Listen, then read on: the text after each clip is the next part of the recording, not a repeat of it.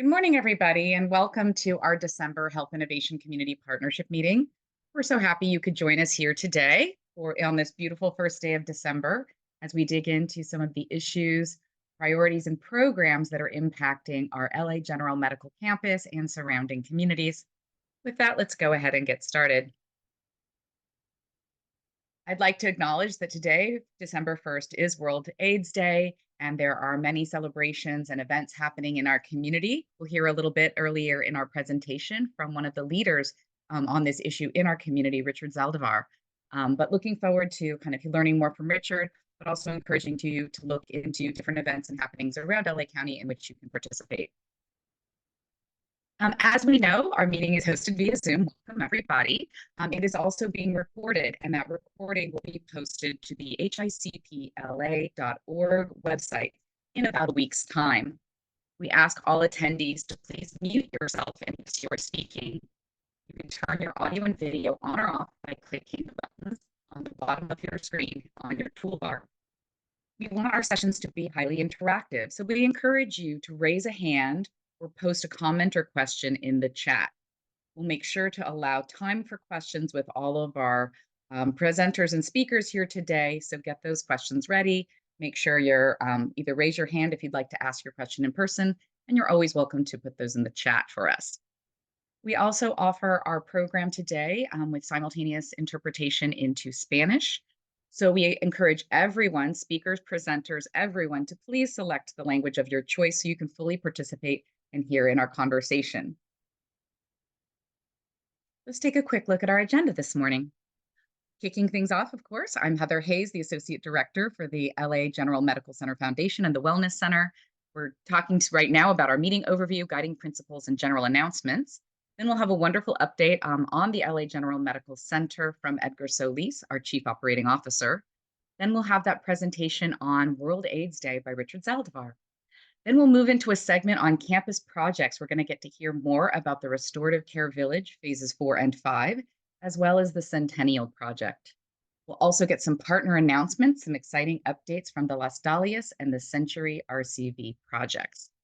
And then we'll conclude our meeting today looking at a little reflection for what we've accomplished as an HICP partnership over 2023, and equally importantly, what we're looking forward to in 2024. We're going to ask each of you to contribute ideas of the content, speakers, topics, discussions that you want to see at the forefront of the HICP meetings as we move into 2024. So get those ideas ready for us. Before we begin, I'll go ahead and read aloud our guiding principles from our mission and vision document. All participants agree to basic principles prioritizing equity, community resilience, and health in all programs and projects. All participants agree to approach issues with an open mind, be willing to engage in dialogue, and commit to thinking boldly about solutions. Participants will state views and ask genuine questions. Participants will seek to avoid monologues and arguments, move to conversations where participants are curious and seek to understand various points of view. Participants will explain reasoning and intent, share how we reach our conclusions so that others can understand our divergent reasoning. Participants will attack the problem and not the person, organization, or institution. Participants will define key terms so that we can attain a shared understanding. Participants will share all relevant information. Participants will always arrive prepared for the meeting. During meetings, only one person speaks at a time. We will not engage in sidebar conversations. Participants will work to develop a comprehensive, common set of information with which to solve problems and make decisions. Participants will jointly design next steps. And with that, I will turn the microphone over to our esteemed colleague, Edgar Solis, the Chief Operating Officer of the LA General Medical Center. Welcome, Edgar. Always wonderful to have you with us. Good morning. Thank you, Heather. Good morning, everyone. And Jorge sends his regards. He couldn't be with us today, but he sends me in his stead. So lots of important and exciting things happening at LA General Medical Center. Let's start with our recognition of our maternity care. There's an organization here in California that collects quality data and quality metrics, how well we provide maternity care. We're part of this organization along with every other participating hospital in California. And we have made the Maternity Care Honor Roll for 2023. Now, this is a prestigious recognition of how well we care for our women, our pregnant women, and their babies once they're born here at LA General. From decreasing C-section rates to promoting breastfeeding, um, uh, really having healthy births and healthy mothers, particularly for low risk first time mothers. So we're very excited for this. We're very proud of this recognition. We knew all along we do provide the great care, but this just validates the awesome care that our providers provide. So hats off to our medical providers, our nurses, and all who work in our maternity services. Also awesome news, again, another validation of the great care that we provide here to our community every day. We have reached a leapfrog safety grade of B. Historically, it's been a challenge to get our medical center out of the C range, but we've made awesome strides in preventing hospital-acquired conditions such as infections when you're admitted here, um, uh, negative outcomes during a surgery. And even though that happens very rarely here, it's very difficult to provide that or demonstrate that through data in a very small sample that reaches this organization's algorithm. But we're happy to report that in the last year, 2 years, there's been a lot of effort in focusing our attention and ensuring that the data reflects the excellent care that we provide every day. And we have reached that grade of B, and we're on our way to that A. And this is, again, an organization that pulls publicly reported data, quality metric data from the hospital. And we also participate in providing our own data that's not publicly reported to demonstrate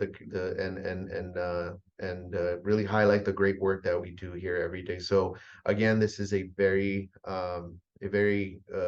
not easy to attain that B, but we have, and again, it's a testament to the dedication from all healthcare workers, because all healthcare workers are involved in the safety of our patients. So congratulations to all of our staff for achieving that B. And again, we're on our way to that A. And this is also to highlight the commitment that we have with our youth in our community. You may know Jorge's story. He grew up not too far from here. He volunteered here. He started his healthcare career here as a physical therapist. Um, in similar fashion, I did too. I am a registered nurse. I grew up not too far from here. And I took advantage of the opportunity, started my career here at LA General too in the early 2000s. So we have that connection with our community, and we want to continue to provide those opportunities to our community's youth. And for that reason, we have partnered with Woodrow Wilson High School, not too far from here, and our partners with the LA County College of Nursing and Allied Health to provide information of what programs are available for our high school students, our high school youth. So we provided the information on what studies and programs are available at the college, also what careers that they can get into once they've or volunteer as well here at LA General. Again, I started my nursing career. I knew I wanted to come to LA General as soon as I was done with school. We want to provide that, show off the great work that they can do and all the experience they can gain here at LA General. So if you have any high school aged children that you want, your nephew, your niece, your son, your daughter, please extend this information that we will continue to have these career fairs where they can, sign up for information and hear all the great opportunities that we provide here at LA County General Medical Center. And I also want to, we're getting into our winter months, and that means winter flu season. And so I just want to encourage everyone to, if you haven't already, get your flu shots. I received mine a week ago.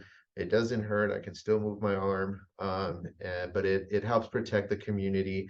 It helps protect those vulnerable patients that can't receive a flu shot. So we provide that here. If you're one of our patients, you can make an appointment and receive that flu shot with no wait through a fast track. But we want to encourage everyone to get a flu shot because we are in that season. In terms of COVID, we're not seeing a lot of folks as patients here for COVID. Last I checked yesterday, we had 0 patients that were here for COVID disease. However, we do have patients that we're treating as a result of the flu. They have flu that developed pneumonia, and they're here being treated for that. So flu season is here, and that's why we want to encourage everyone here, for the safety of yourself, your family, and the community, to get immunized against the flu. And short report, but I'm happy to take any questions if there are any. Yeah, thank you so much, Edgar. Do we have any questions from our audience for Edgar today?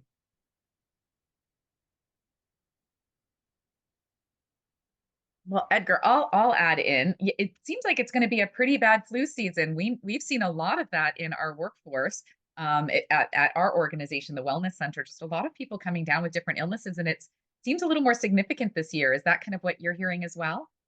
Yes, we tend to follow Australia. Australia, if you know, has opposite seasons to the United States, and we kind of look to Australia to see what type of season. They had a season that's higher than average in terms of Mm, flu disease, and that tends to happen. The last time we had a pretty bad flu season, you might recall, I think it was in 2018, 2019, or 20, sorry, mhm, 2016, 2017, where we had a pretty significant flu season. We are seeing our numbers kind of mirror that season. It could mm, mean that we're on our way into a higher activity than typical, but mhm. it's really difficult to say. Again, the best way to protect yourself and the family and the community is to get immunized. If you are sick, don't gather with other folks. Stay home, wash hands, cover your cough. That's really important. And together as a community, we can help bend that curve so we don't go into a worse season than typical. Yes, absolutely. And I know this is always the hard time, not only because of the weather driving people indoors, but of course, we love to gather during the holiday season. Absolutely. So large groups. And I think we would definitely encourage everyone, if you're feeling a little under the weather, please check yourself before you decide to go hang out with a whole bunch of loved ones in closed settings. Absolutely. Because it's always that little bump after the Thanksgiving and then continuing as we move into more holiday celebrations together. That's right. One more question for you. I don't know that you'll have the answer to this, but I did hear some news that there's a new outbreak of something going on in China that they're not totally clear on what that might be. I'm not sure how much the medical center is tracking on an issue like that, if you have anything to offer. Yeah, what China's experiencing is they're calling it an outbreak. And an outbreak, it's just a higher than normal activity. Doesn't mean like we're going into a pandemic or Mm, anything, but it's an epidemiologic term that says we're seeing more than typical. And what they're seeing more typical is in pediatric pneumonia as a result of RSV or other respiratory diseases. They're also seeing an increase in COVID cases, mhm, but this could be the same to what we saw when we relaxed our mm, stay-at-home order, our quarantine, which they're just coming out of, and so it could be that little bump that they're seeing as soon as they relax those orders.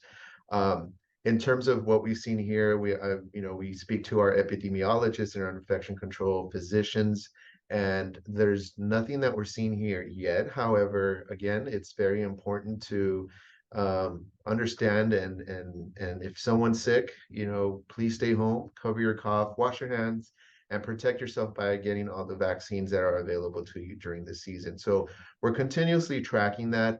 As you know, the world has become very small now. We're all connected, and we do track what's happening in other countries to see what we can do here to prevent or just prepare. Yeah, no, thank you so much. And that was really an interesting note about Australia being a precursor and kind of an indicator for us as, something we can kind of use to inform our own practices here. Mhm. Final question for you, Jorge. I don't see any in the chat, but so I'll ask my last question and then we'll let you go.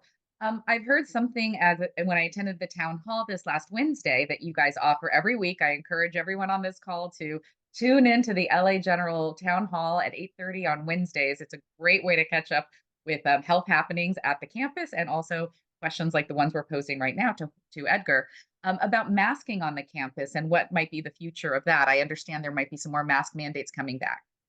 Yeah, actually, they went to effect November 15th. All staff members, if they're not immunized or received their vaccine for the flu or their updated COVID vaccine, they will be required to wear a mask while on campus. Now, this is only applicable to the staff working at our medical center. This is not applicable to our visitors. However, visitors are, if we more than welcome if you want to wear a mask, you're absolutely allowed to do so, and we can provide that to you if you're visiting our medical center. But the Los Angeles Department of Public Health has issued a mandate that all healthcare facilities implement this rule. And so if you received one of the two vaccines, you have to mask. If you received zero of the vaccines, you have to mask. And so that's something that has been in place in November, and we will start enforcing today. Actually, December 1st is the day that we will December enforce. 1st. Make sure we're asking our staff to mask if they and we know it's denoted by a sticker on their badge. It's a visual cue that lets us know that hey, this person has received the vaccines and they don't need to mask. But yeah, that's something that was implemented today. Perfect. Well, thank you for that update. As we move into the holiday season, I just want to note to everyone that there's always a lot of wonderful celebrations happening around our campus and in our spiritual community. I saw Father Frank put a note in the chat. So just stay tuned, everyone, at HICP for the tree lighting ceremony and other wonderful celebrations we have on our campus. We'll make sure to keep you posted on those and encourage the community to come out and join us and celebrate with us at the LA General's facility. With that, Edgar, I think we're good to. Oh, I do see one question in the chat for you from Francisco. I read that the UK found a case of swine flu recently. Any idea if this is something to be concerned about here? From what I understand, we haven't received, or I'm not aware of any cases that we have in LA County. And I'm not too familiar with the case that they found in the UK. However, our infectious disease physicians are constantly monitoring what's happening in the world, and not only in our country and regionally, but in the world. Again, our world is so small now.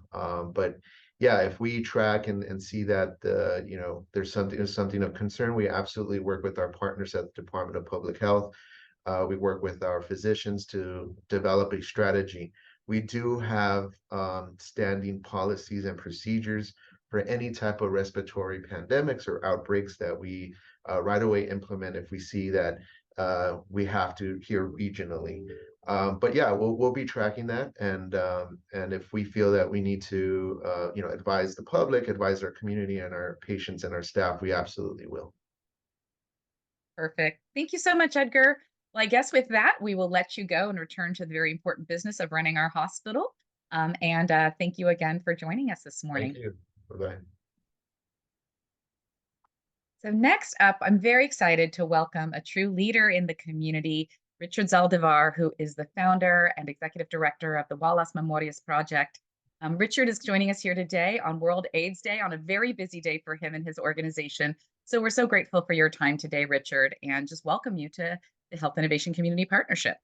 Thank you, Heather, and good morning to all of you. It's a pleasure to be with you today. I started this morning at 6 o'clock doing interviews on different TV stations. So if I don't look completely awake, it's because it's going to be a process that I'm going to go through the entire day. And then seeing some great friends here in the room. I see David Galaviz. I see a very good friend, Sofia Romanes from the Department of Health Services, Public Health Services, and people who've been in the fight against HIV/AIDS for many years. So today's our 30th anniversary. We actually became a nonprofit organization today, 30 years ago. We filed our papers with the Secretary of State. And so that same night, that first night, we came together at Lincoln Park with about 14 or 15 folks as I shared my dream to build an AIDS monument. And we had culture clash as part of the group. I had a good friend of mine, Father John Santillan, who has since passed, was with us. He was actually our first board chair. And I shared my dream, my vision, and it took about 12 years for that vision to come true, but we built the nation's only publicly funded AIDS monuments near your place of business there at LA County USC and the Wellness Center at Lincoln Park.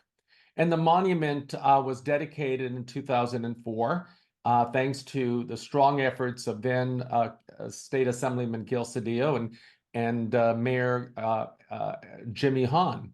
And later on, we renovated the monument a few years ago, thanks to our good friend, Supervisor Hilda Solis, Gil Cedillo, and Mayor Garcetti.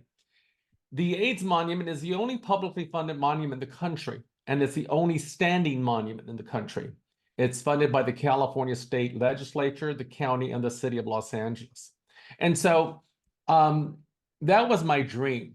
But behind that dream, and my best friend David Reese had shared with me that he was HIV positive back in 1989, and there weren't that many programs for us gay people in LA that were Latino. There were some programs, but they were primarily in Spanish. For those who spoke solely English, primarily English, there were no programs.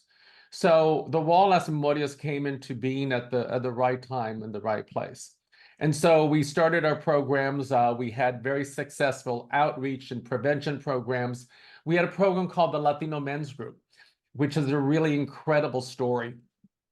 And at the height of that group, we had 99 participants on a weekly basis.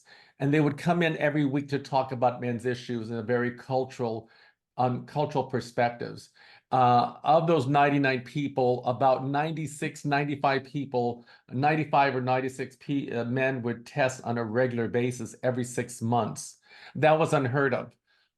Back then, we weren't getting people to test for HIV. But the success story reached ABC World News Tonight in a special story about the Latino Men's Group. We have since moved and we have since grown. Today, we provide HIV prevention and testing, PrEP services. We're about to open our third office in downtown Los Angeles on Spring and 3rd. There we'll be providing HIV prevention testing and PrEP services, in addition to support groups and prevention groups to address crystal methamphetamines. We also provide substance use disorder prevention programs. We provide a lot of work around COVID. We've been doing this like so many other organizations. And we provide mental health prevention services to the LGBTQ transitional age youth. We're also in partnership with UCLA and Cedars on cancer research and cancer prevention, primarily in the Latino and the LGBTQ community. Today marks our 30th anniversary as an organization, and many will be asking, what are the challenges that we see today? Well, there are many, especially with this Republican-controlled Congress. There is an attempt to hold back billions of dollars that would normally go to HIV prevention and treatment programs across the nation. But we also see an increase of hate crimes and hate incidents against members of the LGBTQ community and the immigrant community. You know, people often ask, what is the secret to lowering the rate of HIV? PrEP works, condom use works, but an issue that is very detrimental to our community is the tremendous hate that we hear on television and throughout our country. In some areas of this country, it's much more difficult. If you're looking in the South, Texas, Georgia, Florida, where people don't have access to a lot of the services that we have in Los Angeles and here in California. And on top of not having access to services, they have to hear how bad us gay people are. And so when we're looking at HIV prevention and testing and eradicating HIV, we also need to start eradicating the phobias, the homophobia and the transphobia and the immigrant phobia to lower the rate of HIV and AIDS. I look forward in the next 30 years as our organization grows, as an expansion of other health prevention services. We do a great job in community outreach and community engagement. We created the Act Now Against Meth Coalition and the platform for Los Angeles, how to address crystal meth. That model has been named by the U.S. Academy of Medicine as a promising community engagement model. And so we do an incredible job of educating the community and preventing other illnesses. And so what we do, and one thing I want to start to wrap up my little piece so I can take some questions, is, HIV AIDS, there's no better folks that know how to address HIV AIDS than those in the community that are impacted by it. We have tremendous organizations that do tremendous work in addressing HIV AIDS, primarily with gay, bisexual men, transgender, and even women who are HIV positive or who are at risk for being HIV positive. But it's also about building community, about building coalitions. What you have before you is a great opportunity to work together to address the many issues that we face in our community. We got started with a Catholic priest as our board chair. Our first group we went out to seek support for the AIDS monument with the Mothers of East LA by Juanita Gutierrez, a Catholic women's group, represented 32 parishes on the East Side. They supported us and endorsed us unanimously. And so although we're primarily an LGBT organization, we're also Latino, we're also East Siders, we're also downtowners, we're also Southeastern folks, right? Those who work in Southeast Los Angeles. It's important that we come from the community that we serve. And so tonight we have a very special event, our 30th annual Noche de las Memorias. This is the night we were founded 30 years ago. Tonight we have Laura Diaz as our MC, of an incredible evening with special messages from our own special supervisor, Hilda Solis, United States Senator Alex Padilla, and a special discussion and talk and visit from the United States Secretary of Health and Human Services, Javier Becerra. The second part of the evening will be going out to the audience as we increase the numbers on the AIDS monument. They'll be unveiled tonight in a special ceremony, and there'll be a celebration, a commemoration, not only of the 30 years of this organization, but an opportunity for the future, an opportunity to work together to eradicate HIV/AIDS and to eradicate all the phobias that we're facing in this country and in our community.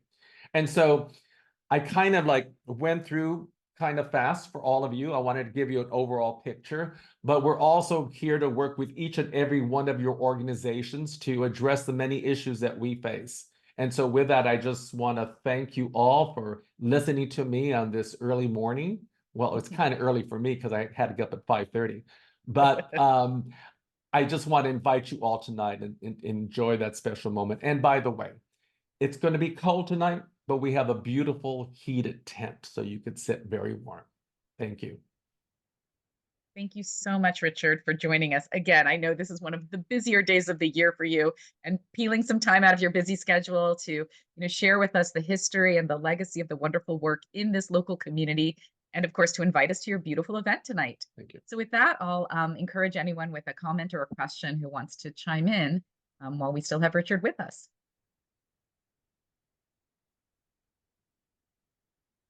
Any questions for Richard? I'll ask a question. Thanks, Audie. Hey, Richard. Hi. Hi, Ari.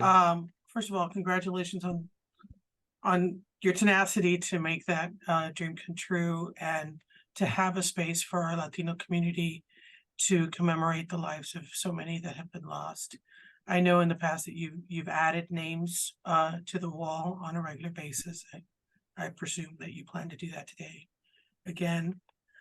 My question is around the numbers in terms of LA. You mentioned other states that have more hate and less support, but considering that LA supposedly has better support, it also has a bigger community of Latino and African American men who continue to be, I understand, the highest number of affected, not only in Los Angeles, but also in the United States.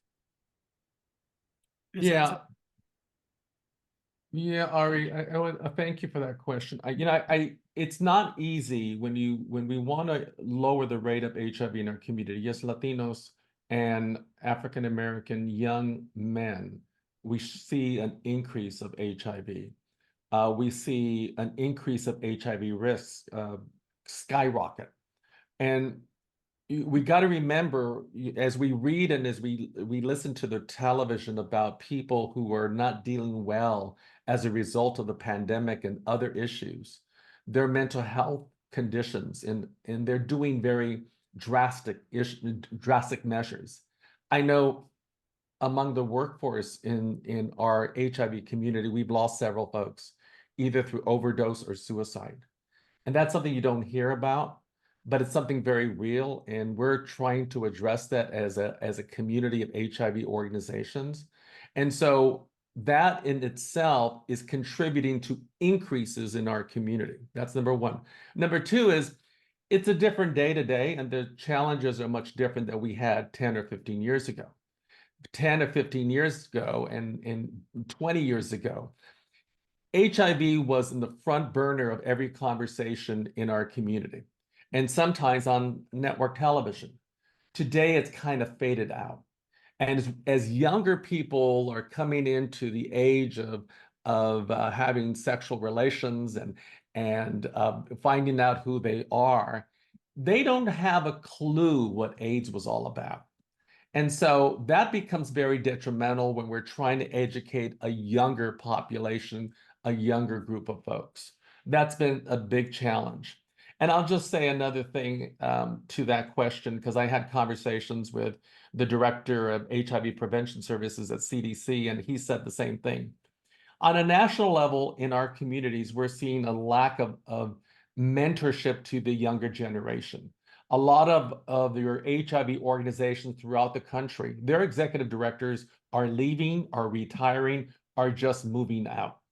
And so we don't have a farm system necessarily of folks who could take those roles. And so, on a national level, we're really hurting as far as upper leadership in organizations. And so that's why for us, and I know you guys do this, Ari, it's so important to mentor younger people and get them involved with a lot of public health issues, not only HIV, but on substance use issues, on mental health issues, because those we need to, when we leave our seats at the table from organizations, younger people need to take those roles, and they have different ideas how to outreach and engage their population regarding HIV. And I hope I answered that question, Ari. I see some hand raised. Monica, would you like to ask your question? Hi, Richard. Nice seeing you. I just wanted to congratulate you and really talk or ask about the younger generation. I have he's kind of a nephew, and he is just of age and he's starting to date, and he unfortunately got let's just say a little STD.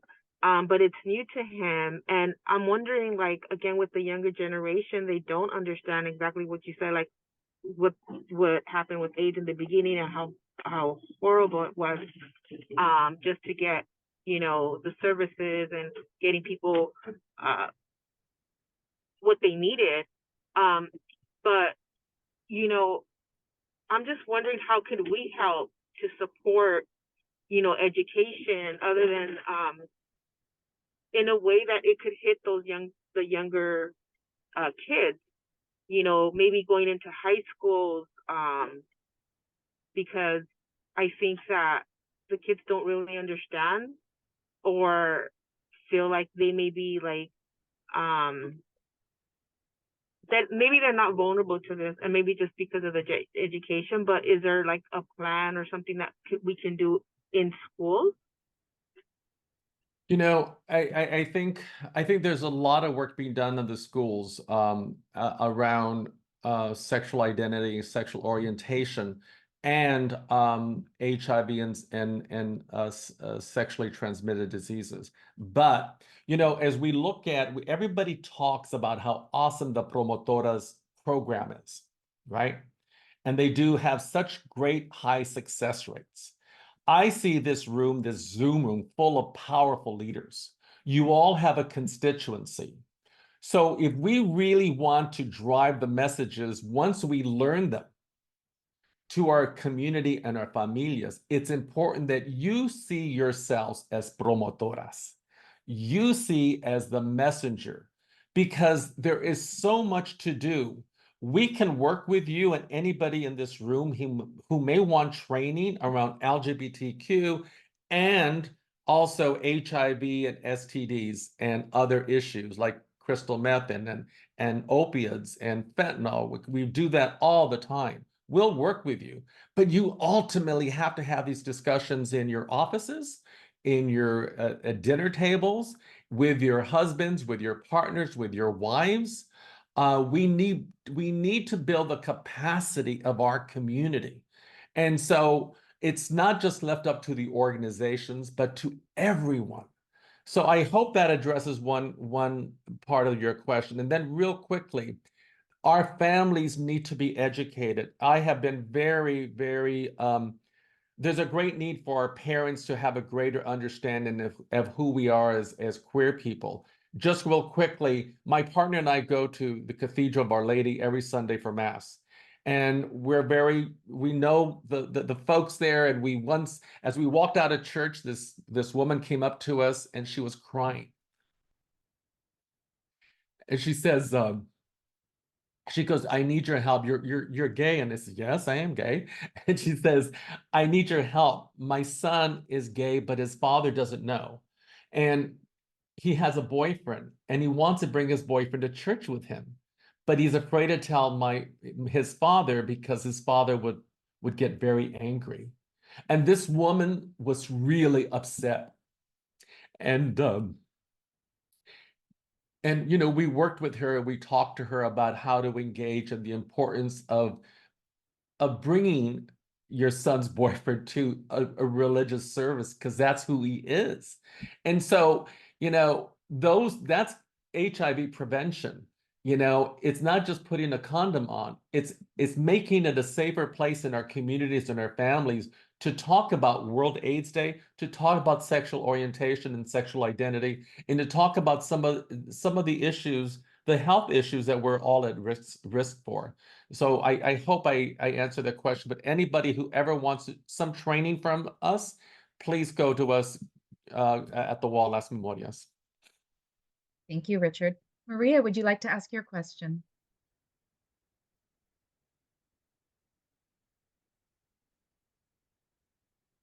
Maria, you are muted. While we wait for Maria, I do see a question in the chat. Sí, disculpen, lo que pasa es que estaba teniendo un poco. I'm so sorry. I just had some kind of issues with an audio. Thank you so much for waiting. You know, my question would be, to be honest, I mean, I'm trying to really find the proper words. Resources for the youth, resources for the families, resources for them to have all of these resources, education and information, to have this available to them, including mental health. we have such an amount of youth that are going through this situation, this critical situation, especially with the society and in with their parents. Unfortunately, they are the hardest critics, and we need those resources so that the parents can have that information, so that they can support their kids, so that the youth may have the resources so that they could have the liberty to uplift their voice and to say, I'm gay, I'm lesbian, I am part of the LGBTQ plus community. You know what? There's just one place that I find it very, very well organized when it comes to resources, processes, programs, and support when it comes to mental health and also support to the parents. And that is the Children's Hospital, the Ellis Children's Hospital. They also have a department, a group, led by an incredible doctor. They are called transformation angels. For example, if the person or the youth wants to do a transition, and during that transition, it's a whole great deal of transition. And they do such an incredible job. But unfortunately, we don't have all of these places where that's available. I was wondering if you have these resources, economic resources, so that we could have other hospitals that can provide that kind of service, because we do have a population that is suffering. It's a population that is living with a mental health issue around all of this. We have a community that is fragile, a community that needs this kind of support. We also have this community, youth community, that has special needs, that might have a disability, a mental condition, and they also have this great need. They need to be helped because they're part of this beautiful LGBTQ plus community. We need more places. We need more support. We need to create awareness in our Latino community because there's such a big taboo and prejudice around this topic.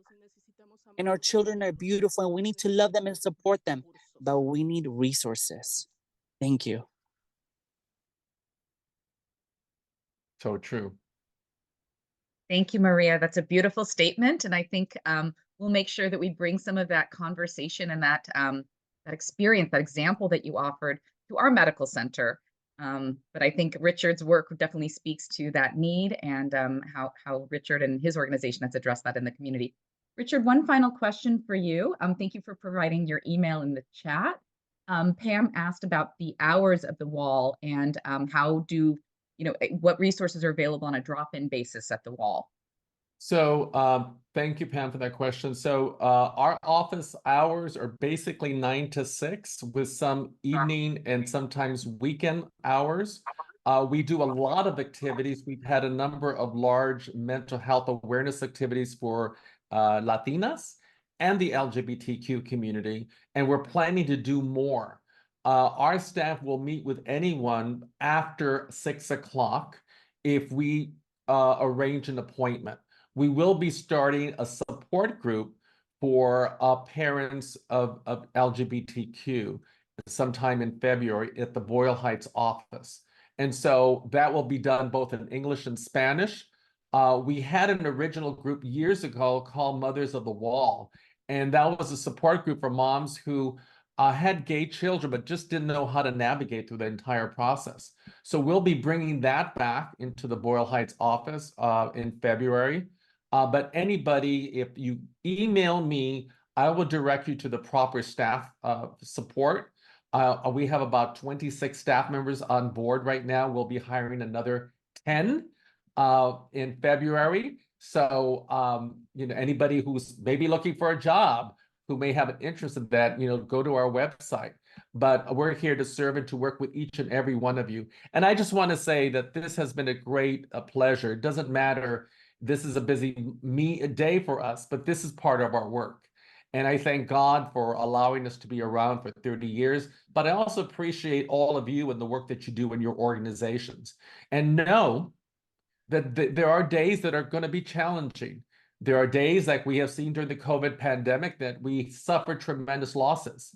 But we all get through it if we work together as a family, as a team, to create a better and safer and healthier place in which to live. Thank you, Richard. Very wise words. We are stronger together. So we'll let you go now. Hope to see everybody tonight. Yes, absolutely. Please, we put the link in the chat to reserve your tickets to join the wall tonight at their 30th annual Noche de las Memorias. So we hope that you are able to come out and celebrate with the Wall Las Memorias in the East Side communities. So thank you again, Richard. Thank you. Beautiful, congratulations again, and we look forward to seeing you soon. Bye-bye. God bless. We also wanted to mention that if you are located more in the South Los Angeles area, there's another event celebrating World AIDS Day sponsored by the Wellness Center and our partners, the Ahmad Institute. It is a comedy show to destigmatize HIV/AIDS. It is called the Stigma is Silly HIV Comedy Show. It is hosted this evening from 7 to 9 p.m. at the Miracle Theater in Inglewood. The link to that is also in the chat for you. So if you're able to join us in Inglewood tonight, we would love to see you there. With that, we're going to conclude our presentation on World AIDS Day and move into a very significant portion of our day today. We're going to be talking about the various projects that are happening here on our campus and making sure that we have a rich conversation about all of the different great work and the different the future potential for the projects here on our campus. With that, I'm delighted to welcome Alicia Ramos to kick us off with a general conversation about the Restorative Care Villages phases 4 and 5. Hi, thank you so much, Heather. Appreciate that. So this is a presentation that we brought to the HICP last month, but I'm going to go ahead and re-present to give context, because following me, we are going to have our service provider departments speak more about what types of services will be provided once these facilities are completed.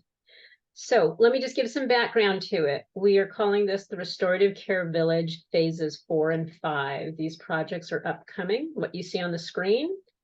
Phase 1 is what we completed in the red circle. And so when you're on campus, you can see that those buildings are already up and in service. To the left of that, what we have in the blue square there is where we formerly had the Women's and Children's Hospital, which was demolished. And we now have a vacant site, but that is the site that our next buildings will occur on, phase 4 and 5. And I'll go ahead and get into some detail about what to expect there. Next slide, Heather. There we go.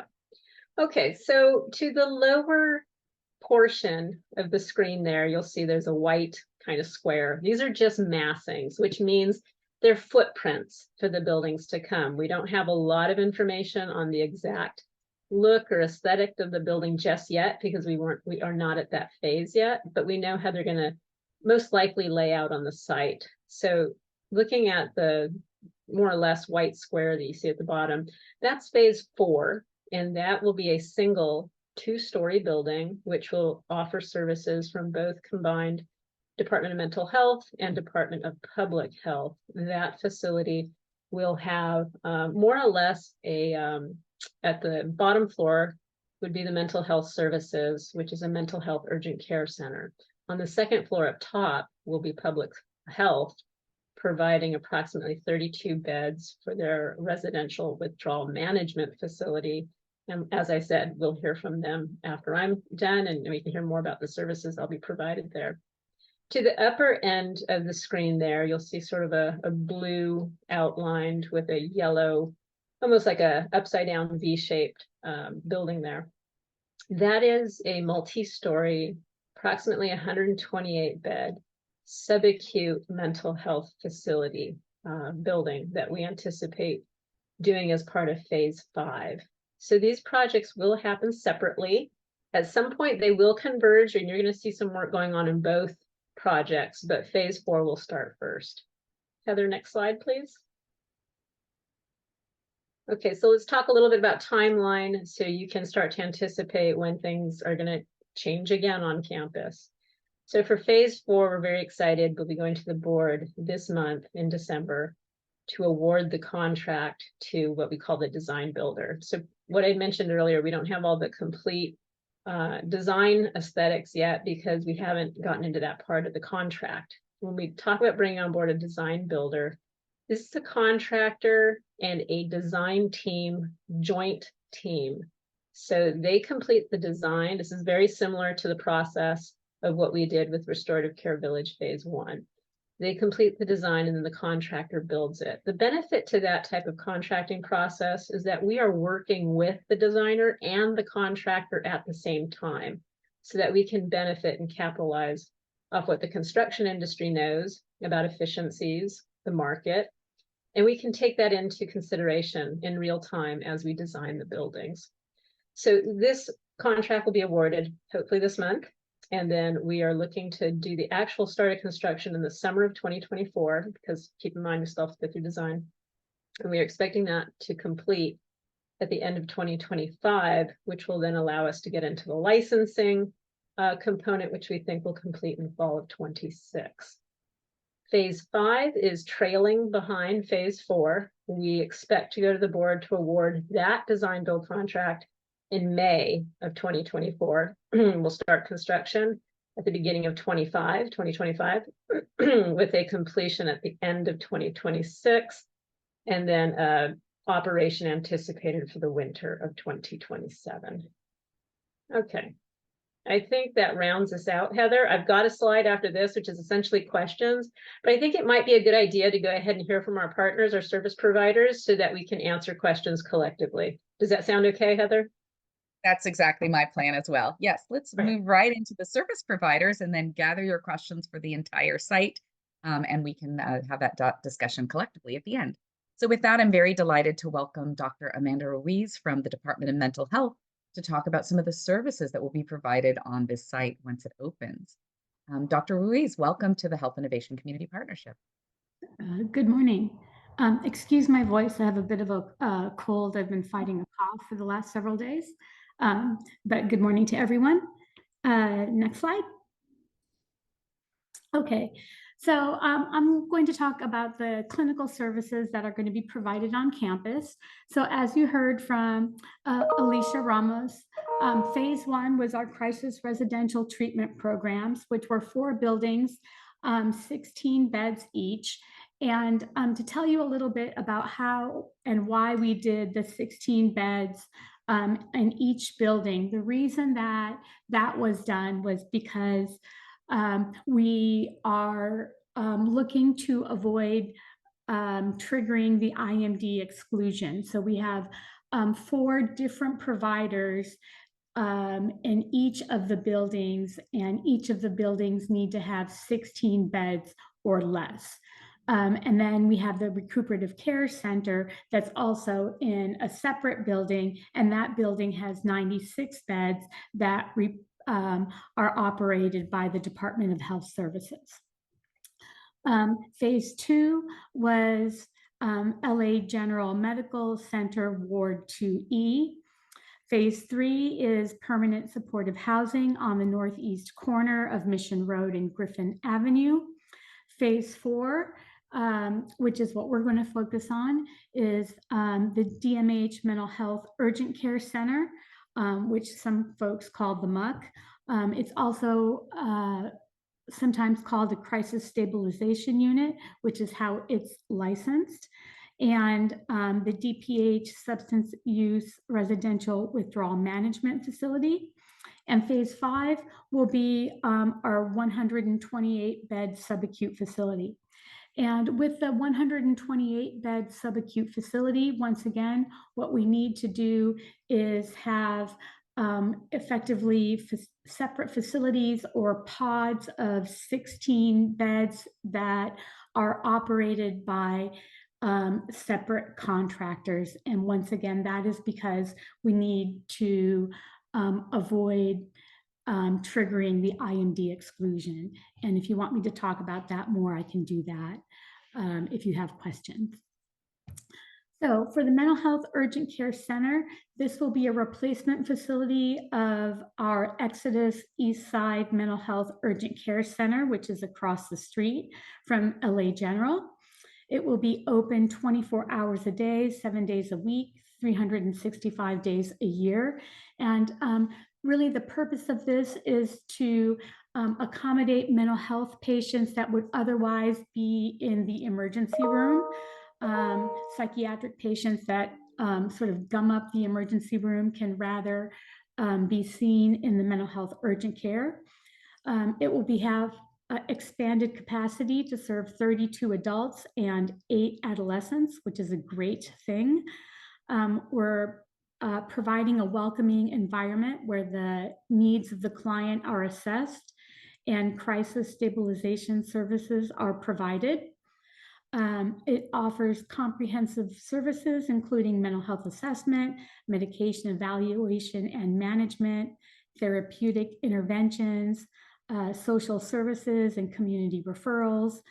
They're basically, a one-stop shop. They can evaluate the patient, provide them medication refills. If the client is brought in by the police department, they can stabilize the client, provide IM medications, put the client on an involuntary hold if necessary. And the services are provided by an interdisciplinary team of MDs, nurse practitioners, RNs, social workers, and other mental health professionals. Next slide, please. Now, the crisis residential treatment program are frequently utilized from the urgent care. So sometimes we will refer clients from the urgent care to the crisis residential treatment program if they need further stabilization. DMH oversees 4 16-bed crisis residential treatment programs, which provide short-term alternatives to hospitalization to address mental health needs. The CRTP services are designed to resolve the immediate need to improve the level of function of the clients. And really what this is like, it's a voluntary program that provides group therapy, individual therapy, medication management services, and other mental health treatment services in a less intensive treatment environment via care coordination and discharge planning. The average length of stay is about 15 to 30 days. So it's really like a home-like environment to stabilize the client rather than the really sort of institutional environment of an acute inpatient unit. The residents participate in the development of a recovery-oriented individual plan that promotes their ultimate goals of self-sufficient treatment, and they're able to return to their home or go into permanent supportive housing. Next slide. The next level of care, which is phase 5, will be the 128-bed subacute facility, which we're really excited about because this is a much needed level of care within LA County and definitely on the campus. DMH will oversee an 128-bed subacute residential program that will provide assistance to adults with serious mental illness. Most of the clients at this level of care are conserved. It will offer evaluation, treatment, and rehabilitation for individuals who would otherwise be in a state hospital or an acute care facility. So this level of care really, what it will do is it will permit us to put patients in the subacute facility that would otherwise be gumming up the acute inpatient units. A multidisciplinary team of mental health professionals prepare a treatment plan with each individual. There will be a wide range of treatment approaches that allow the individuals to explore their potential and work towards their personal recovery goals. we're really looking at providing different types of treatment so that the client learns how to take care of their ADLs, of managing their medications, of managing their finances again, of doing things that they haven't been able to do when they were out in the community previously. Programs include training in social skills and community living and getting along with therapeutic and activity groups. I believe the next slide is just questions. Amanda, before we move on, you'd mentioned the average length of stay at the crisis residential was 15 to 30 days. What would you anticipate at the subacute facility for length of stay? It's a long-term treatment program, so it's usually anywhere from 12 months to 16 months. All right. Oh, we do have another slide. There's more to talk about. I'm not sure. Amanda, I can take it. Oh, great. The lovely Anton Moore. So greetings, everyone. Good morning. Thank you for the opportunity to share a little bit about the offering in the building. My name is Anton Moore, and I work at the Department of Public Health Substance Abuse Prevention and Control. We provide harm reduction, prevention, and treatment services, but mostly through our contracted providers. So I want to share a little bit about the residential withdrawal management services that we'll be offering. Again, we will be on the second floor, which will be right above Dr. Ruiz's discussion around the Mental Health Urgent Care Center. We'll be on the second floor. It is withdrawal management is a short-term service that is 24-hour. It's voluntary, and the length of stay is about 14 days. It can be longer, it can be shorter. Because it's voluntary, it's determined by the patient and in consultation with the clinical team. Services are primarily for those who are medically and mental health stable, that they meet medical necessity required under Medi-Cal eligibility. And they also have to have symptoms that would require moderate medication monitoring. The facility is a 32-bed facility. It is co-ed, so there will be approximately 12 beds for those who identify as women, and then 20 beds for those who identify as men. And services will include screening, intake, and assessment, counseling, and medications for addiction treatment. It will include 24-hour monitoring by qualified personnel and discharge planning, which would include referral to treatment. So I'm going to describe that just a little bit. So withdrawal management is one point within the whole continuum of substance use disorder services. Oftentimes, people will need to withdraw before they're able to engage in other behavioral health interventions. We have outpatient treatment, we have residential treatment, and we have intensive outpatient and a large and recovery. So we have a large continuum of care that's offered. And so because of that, and because within the community, the surrounding community, we have contracted providers who have the experience and expertise to provide those services, we can make pretty swift referrals to one of those facilities. In addition to referrals downstairs to the mental health urgent care if it is indicated, and then also to other social service and mental health services.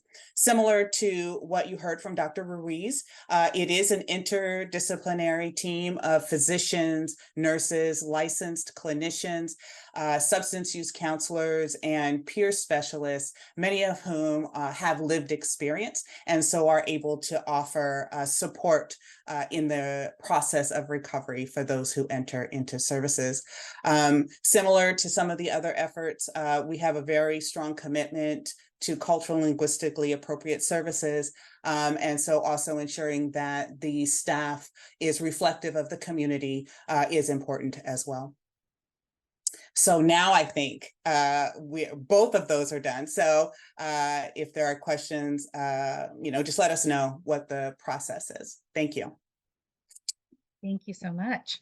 So now we're happy to entertain questions about the restorative care village phases 4 and 5, pardon me, from our representatives at the Department of Public Works, Alicia Ramos, Department of Mental Health, Dr. Amanda Ruiz, and Department of Public Health, Anton Moore. So what questions might we have for this esteemed group? I do have one comment in the chat, which is fantastic set of projects. Thank you for your work on this. A question is, will the MHUCC and RWMF be operated by contractors? So yes, the residential withdrawal management facility will be operated by contractors. Unfortunately, SAPC does not have any direct services, so we contract out 100% of our services. Yes. I see a hand. Sorry, Dr. Ruiz. Yeah, no problem. We will contract our services out as well. Ari, I see your hand raised. Yes, I'm wondering if all of these new facilities and new beds that you mentioned, are they actually new or are they replacement to existing? So is there a net gain in services to the community, or are we just trying to keep up? So the urgent care will be an expansion. There will be additional chairs to the urgent care, both for adult and for adolescent. And the subacute facility will be new beds. On our end, I'm trying to get my camera. It will be new beds. So it'll be 32 new beds for the community. We have an additional question. What role, if any, will the restorative care village play in the new care court program?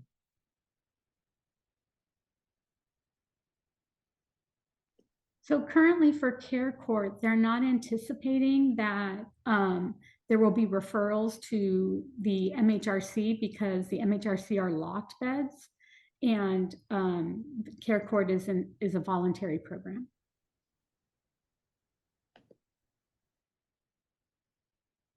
We have additional questions for our panelists. Pam. Yes, in addition to the conversation of hiring, will there be a local hire effort for these positions?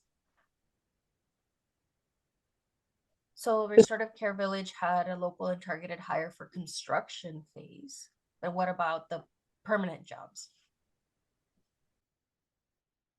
So on our end, we will be using contracted providers, and of course, we'll encourage our contracted providers to make local hires. And I believe it is also a part of our contract, but I'll have to check with that and get back to you, Pam. Thank you, Anton. Yeah, I actually had a local hire question around construction, which I think we have a model for that. So I'm hoping that continues. Yes, I can speak to that, Ari. We do plan on, first of all, just by the magnitude of the cost of construction for these two facilities, board policy kicks in, if you will, for a minimum of 30% local hire worker hours. And there's a way to describe that. We measure it by hours, not necessarily by body count, but that's I can get into that in more detail. Maybe in a future presentation, we might be able to do a specialty, a couple slides on that. So that certainly goes into place with both of these facilities as we construct them. But we are also looking at aspirational goals above that, because I think, Ari, if you recall on our past projects, the first Restorative Care Village Phase 1, as well as our Child Care Center, and when we did the demolition of the Women's and Children's, we were able to reach numbers higher than the minimum thresholds. So we are certainly looking to do that again.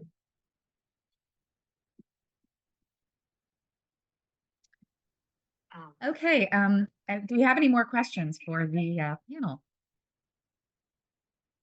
Well, I had a question about timing. I appreciate the chart that was provided in terms of the different projects and the timing.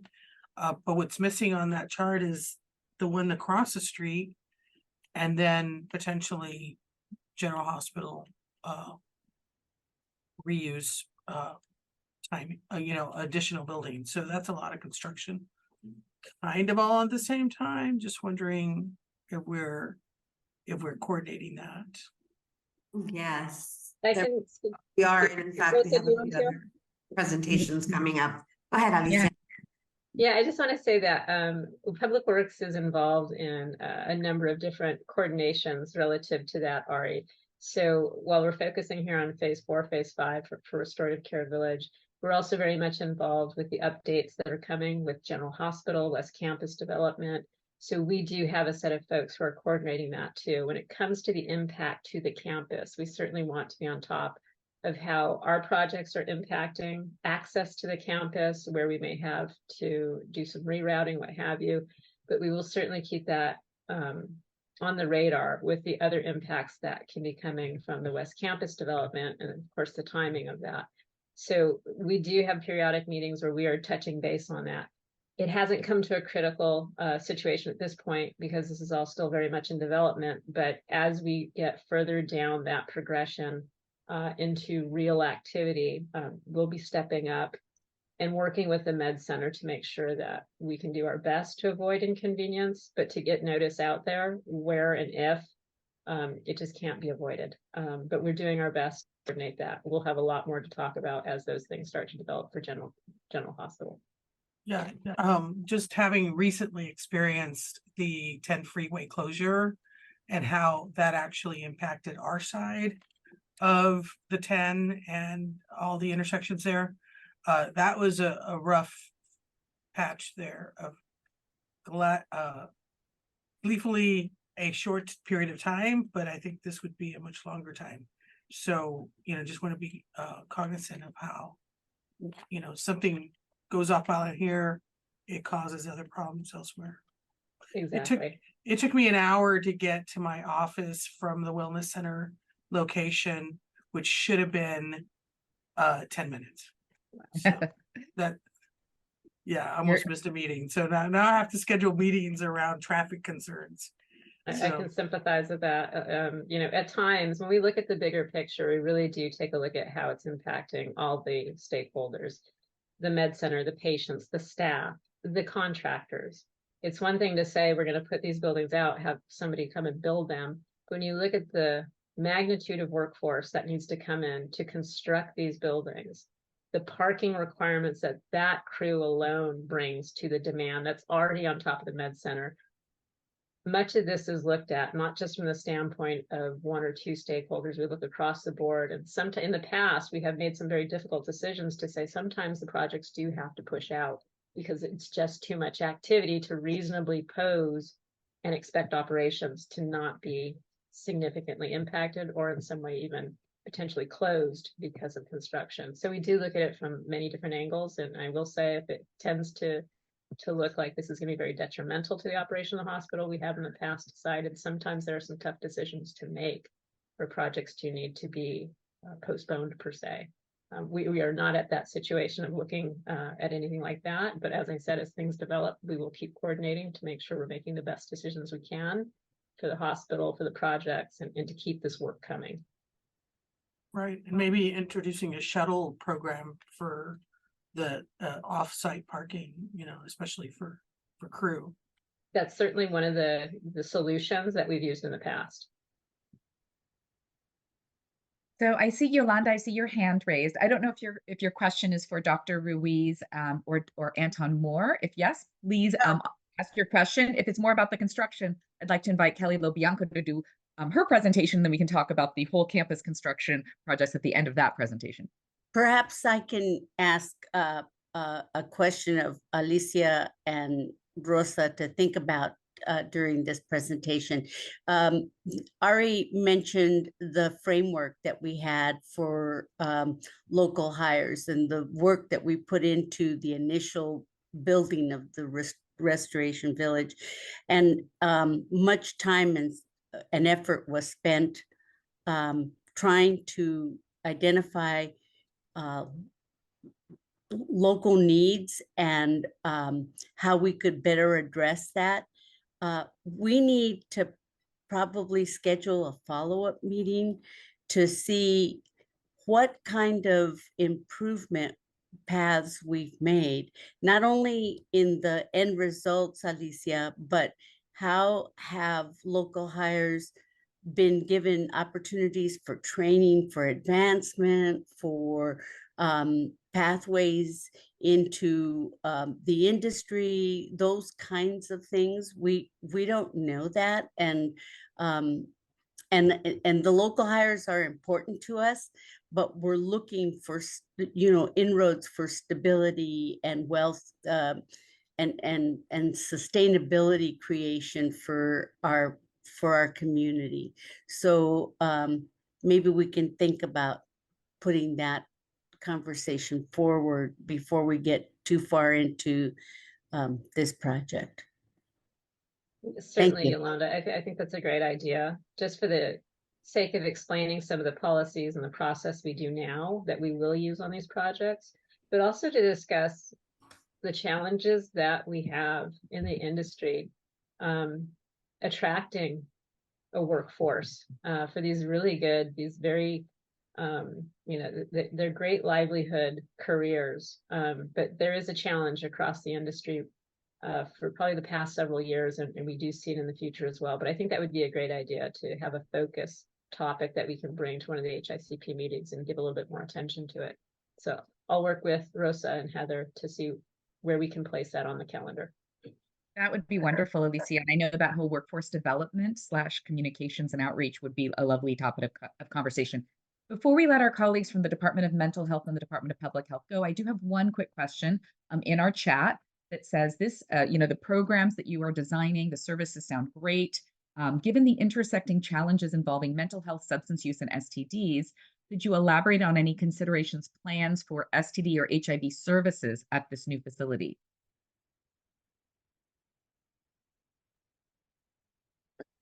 So I'm not sure that STD services would be within the realm that the residential withdrawal management could offer directly.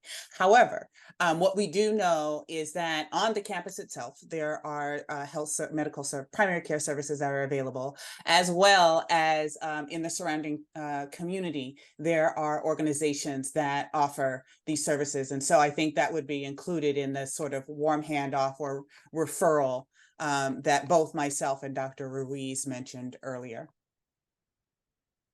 Perfect. Well, with that, I think we've concluded the presentation on the service model at the Restorative Care Village phases 4 and 5. Thank you so much for the wonderful information, Dr. Ruiz and Anton Moore. We really appreciate hearing from DMH and DPH and look forward to these critical, essential services coming to our campus, particularly in a modern facility that really is serving our community with that world-class care model that we always seek to achieve at LA General.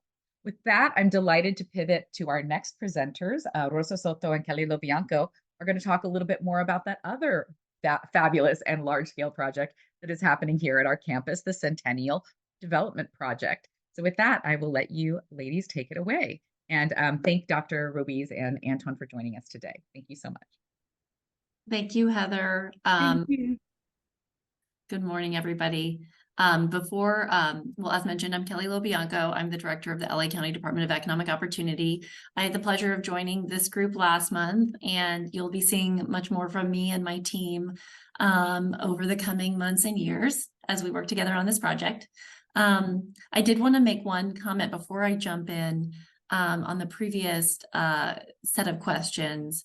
One, I'm here to present on General Hospital and the West Campus, that sort of 25-acre space, and our building that you can see here in the picture, and what we're doing there. But we are deeply connected to the other projects surrounding this particular project.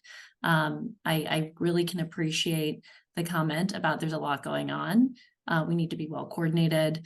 We need to be mindful of community impact. And I just wanted to emphasize that there's a lot of departments and partners involved in each of these, and we are connected and making sure we're on top of each other's projects.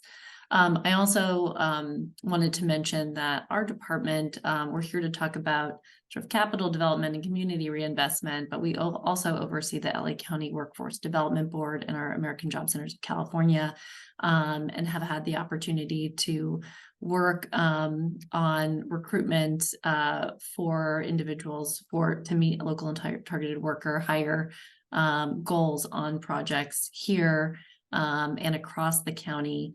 And I do look forward to coming back to this group and having a conversation around with, DPW and others about what that looks like and what our department can do to support, outreach and engagement, training opportunities, job preparation, ways that we can help build the pipeline in for the good jobs, whether it's construction or future operations and maintenance and use of the space. So I just wanted to share that. Look forward to having those conversations. So I'm going to quickly go through some of this is a largely context setting. Some of this folks saw last week, so I won't spend too much time on it, but I do want to make sure we just set the stage, and then I would like to spend the bulk of the conversation today really on the milestone that we're at today, which is a really exciting one, and also lift up the community engagement that has led to this point, and what to expect in the E&A process, especially for the HICP here and all of our community members and stakeholders.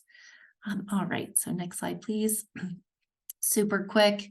You all know why we're here. We're talking about the General Hospital building. We're talking about the West Campus surrounding it. We are hoping to repurpose, reuse this space for community benefit, largely vacant at this point, with the exception of some of our colleagues here, workers for the Wellness Center and a variety of county departments. But the space, the building and the space surrounding is in need of upgrades and revitalization based on the vacating of the space back in 2008 and the earthquake. And so there's a lot of potential here for us to build housing and build other community space that is useful. And so we've been on this journey for a little while. I did want to, next slide. I did want to emphasize some of our county goals going into this. I think it's important as we're talking about priorities to also, as a newer department, to continue to ground folks in where we're coming from. Me and my team and the county, we are making sure that we are revitalizing underutilized county assets for optimal and equitable community benefit. That is in the forefront of all we're doing when we're looking at placemaking. We want to honor the legacy and history of this building and this space within the local community. It's important for us to work directly with community to establish the vision and impact of this space. And so that is the thread throughout this. And I think something that makes this project special is how closely we have worked with community throughout the years to get to this point in a really robust and unique way that can serve as a model for future projects. And again, inspiring broad, smart investment in this vision that brings together both public and private sector partners so that we get everything that we want out of these spaces. Next slide, please. So just to emphasize, like I said, this has been a really amazing journey to think about the potential of these spaces. And I want to thank this group who have been doing tons of work to bring the voices of you and your communities to bear to make sure that we really understand the priorities that as we move forward with the adaptive reuse of these spaces and the new building that we are co-designing this idea together. So just a quick history. Back in 2018, the board called for a feasibility study of the General Hospital and West Campus. And immediately from there, over the next few years, we have engaged with this group and others to make sure we're co-visioning the space. So bringing together the Community Engagement Steering Committee, as well as the First District CEO, DEO, DHS, and the Hospital Foundation. These convenings, these regular meetings helped set the stage for the reuse framework that was included in the final feasibility study. And one important thing is that call for a healthy village that both promised both health, equity, as well as economic prosperity. We've continued along, so the learnings from the feasibility study period went right into the RFP. So the department, we oversaw the release of an RFP for a developer team to come into a long-term ground lease and help us reimagine the space. So we'll be part of the process through design, all the way through construction and operation and maintenance. And we continued to make sure that community was at the forefront of this. So the actual final RFP included community benefits and principles. And in part, I just want to lift up that there were this group and many others came together monthly to clarify priorities and make sure that they were included in all of the final deliverables that we've been putting out. So community priorities were a major part of the RFP that went out for a developer team and in the weighting of the final proposals. So I want to thank the folks for this. We're excited about making sure that this is part and parcel of how we do procurement in the future. And I will go ahead to the next slide to tell you a little bit about what was in that. This is just a high level. This is some of the areas of interest for the community, well known to this group. Everything from health and wellness to economic development, environmental justice. We'll get into some of the details on the next slide. So in the request for proposal, what were some of the areas of community benefit that were lifted, that were requirements for our proposers to respond to as we came to the point of selecting a developer team? The community lifted up the need for housing. So not just housing, but also housing that is affordable for the community, for folks with low and very low income, as we know that there's a need for housing and housing in the area. A focus on historical preservation and enhancements of the spaces, access to retail, ground level retail, but also making sure that there are local markets and grocery retailers that offer healthy and locally produced foods for the region. Green open space, so for community use. Connectivity, making sure that across this campus, that's not just the 25 acres that we're talking about in this project, but the broader campus and space, making sure that there's lots of ways to move around and access all points.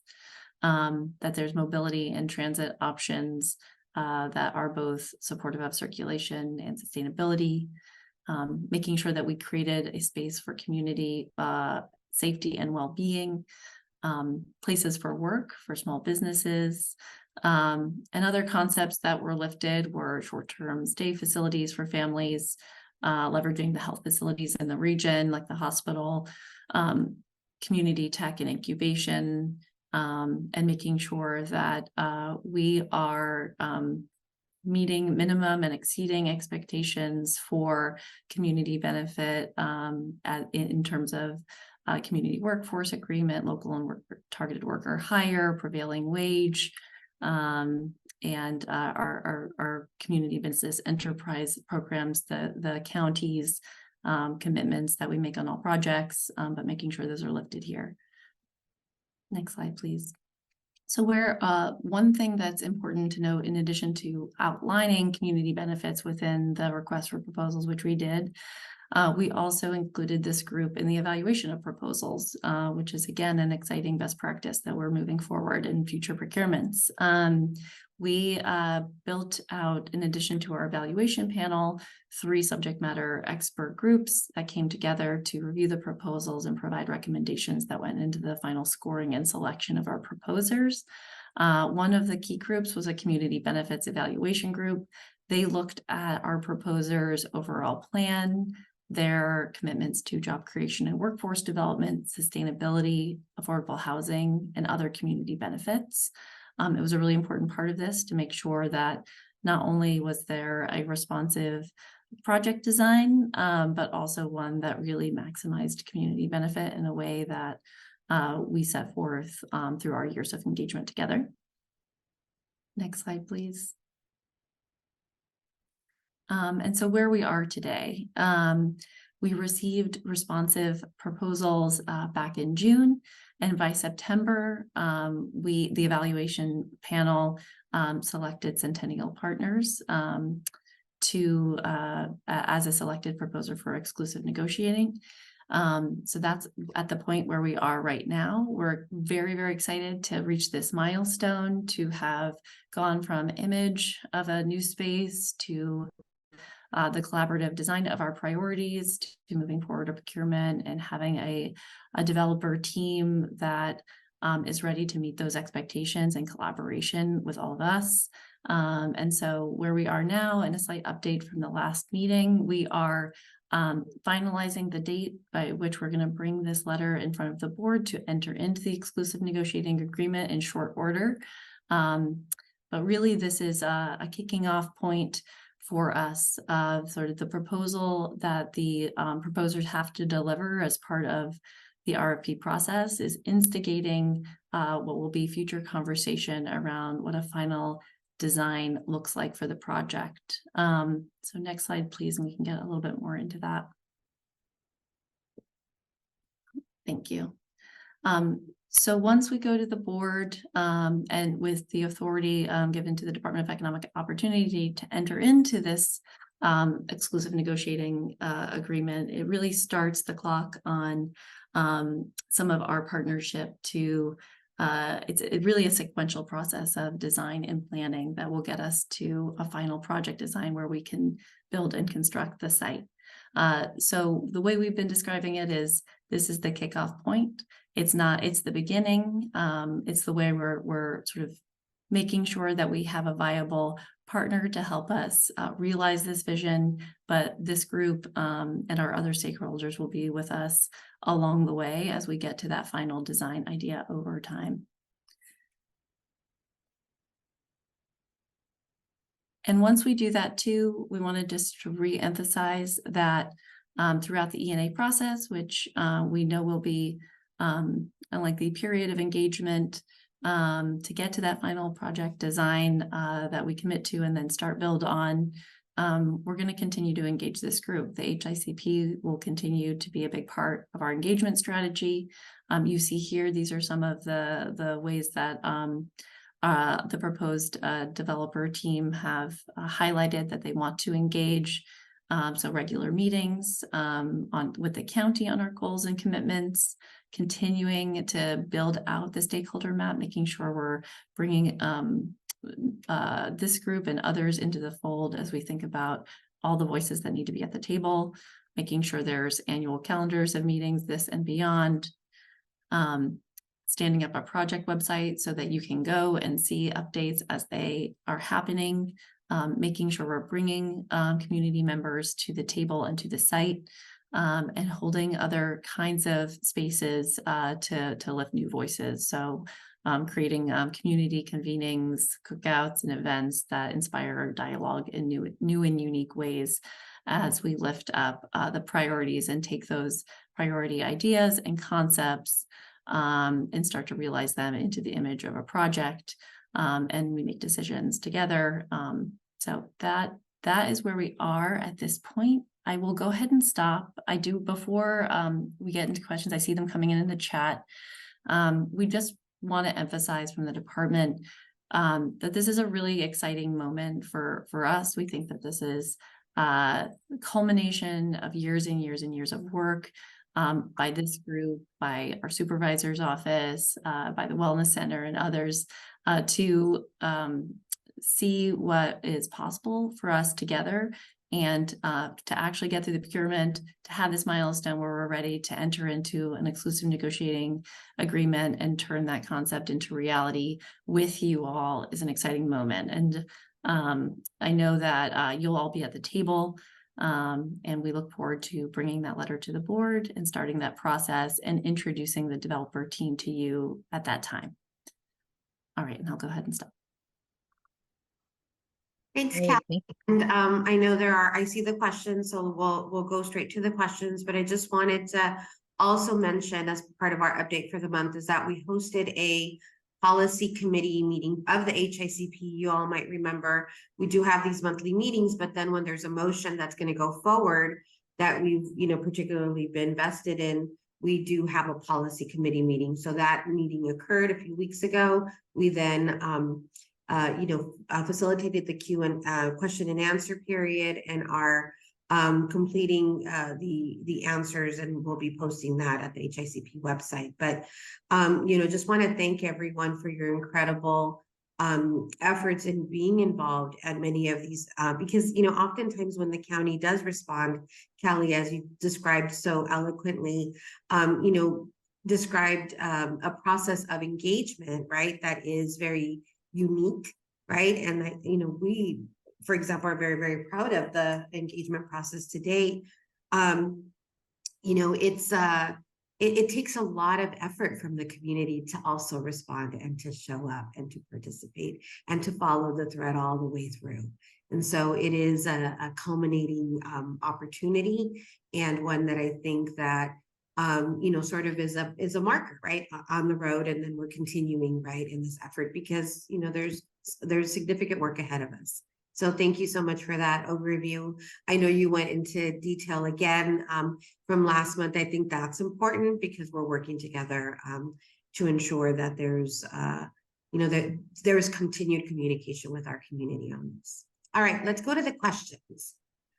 So we have a first question from Stefano. Has the development team entered into a community benefits agreement in the past on other projects? Do you know? They have.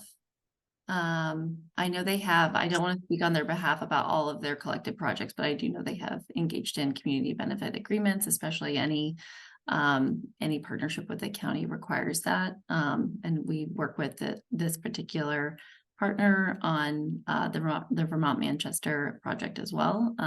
But they, as you can see in this presentation that will circulate too, they've worked with their developer team on over 350 projects in the region, and are very committed to community engagement and community benefit. And they will be invited to come and speak, right, if approved by the Board of Supervisors. Absolutely. Yes. That is one of our first points of order for us. As soon as the ENA goes through the board and that authority is granted to us to enter into the agreement, the next HICP that's scheduled, we'll have them here. The next question. Let's go to, there's a next question from Pam. Regarding, I'm trying to get to it. I'm sorry. I think I would have to come back to you on this one because there's some context there, and I don't want to speak on behalf of the developer about which project or another. But I hear the sentiment here that the community engagement needs to be well done, and that's our commitment as DEO. But I think I'd have to come back to you on the particular developments that they worked on here, so that I can give you the name and location and everything, so you have that. And this is specific to Pam's question, Kelly? Yes. Okay. Perfect. Yes, and Kelly, just to add, it's just that in your slide, you listed projects that the developers have been. Understood. But I think there's right here, Grand Park, Horton. Yes. Right, NBC Universal, Sears, MacArthur Hotel. Sorry, I'm sick. Oh, sorry, Pamela.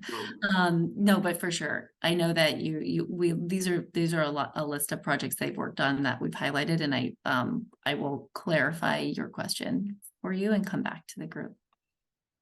Great. Let's go to Greg because he has his hand up, and then we'll go to comments in the chat again. Thanks, and thanks for the presentation. I thought that your slide that sort of captured the buckets of community benefits, I felt like that did a good job summarizing a lot of the community benefits that have come up in this meeting and I think just in other community meetings. What I was curious about, the sort of what I understood of as the proposal that was submitted in response to the RFP did not have the sort of percentage of affordable housing that I think a lot of community members were hoping to see.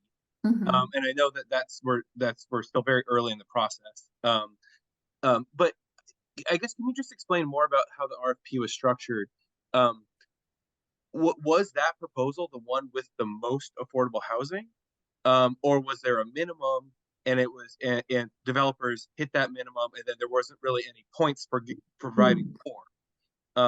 I guess I'm just trying to figure out, like, should we be worried that they already told us the most they thought was feasible, Yeah. and we're not likely to get a whole lot more through the ENA?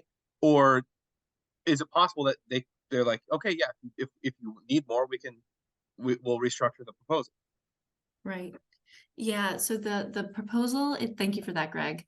The RFP indicated a minimum of 25% affordable housing with points given to folks who went to 30, with an indication that maximizing affordable housing was a priority.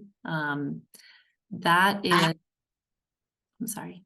During the course of the ENA, there are going to be lots of conversations on what the right mix and what mix is possible for affordable housing when we look at the collective project design. So the conversation isn't over at this point about percentage of affordable housing on the campus.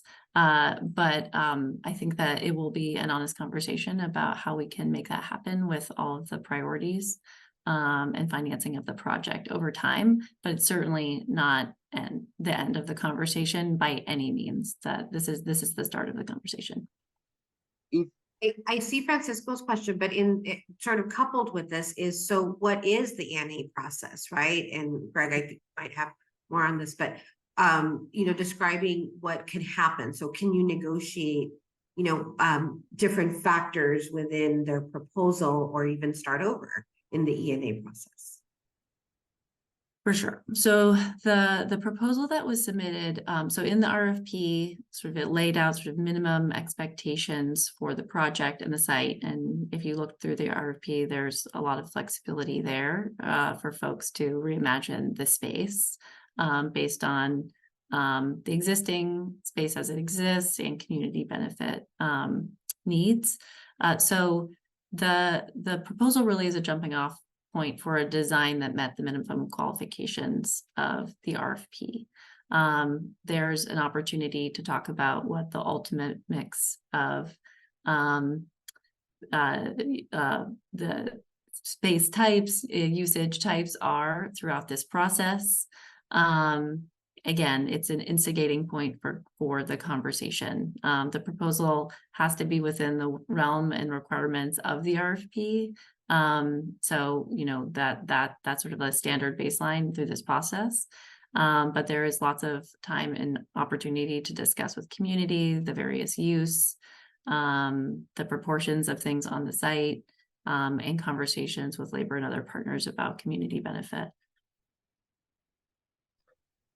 Is it appropriate for the ENA to specify a higher affordability threshold? Just so I guess I would hate to go through like an 18-month process and it ends up very similar to that 30%. Then the ENA just allows us to even start these negotiation processes about that. So we have to enter into the ENA to be able to start to negotiate on what the final percentage could be. There's a lot of things that go into what the final project can look like in terms of what we want the final project description and design to look like, and the financing that we need to make that all happen. But it's really the start of the ENA that allows us to have those conversations and negotiate to get to a final proposal that we bless and gets built. So that's really the start. We need to enter into the ENA to be able to start that conversation around affordable mix. Right. Okay. Sorry. I'll stop after this one. You mentioned that they did the Vermont Manchester. My memory is a fuzzy. Is it right that my memory is that Vermont Manchester had a mixed income component and a 100% affordable component? I could be getting these confused with some other project, but if that's right, did they handle the whole thing, or just the mixed income, or just 100% affordable? I'll come back to you with specifics. I don't want to misspeak on that project, if you don't mind. But I'll take that back. All right, thanks. Mhm.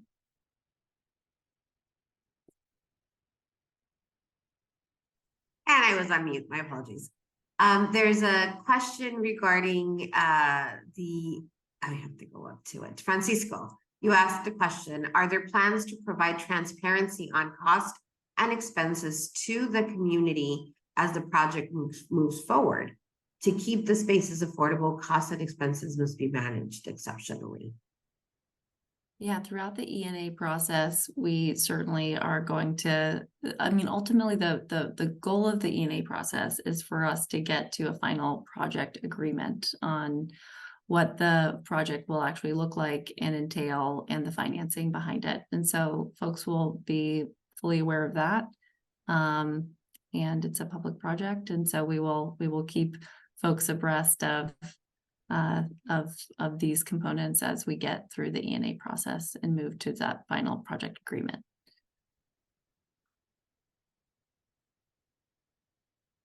Can you share the details about the exclusive engagement? Okay. Yeah. So I think a little more detail perhaps on the process itself. It sounds like you've talked about that a lot already, Kelly, sharing with us what's expected to happen through that process. If there's anything more you'd like to elaborate on, that dovetails into Daniel's question of what happens after the ENA process is completed.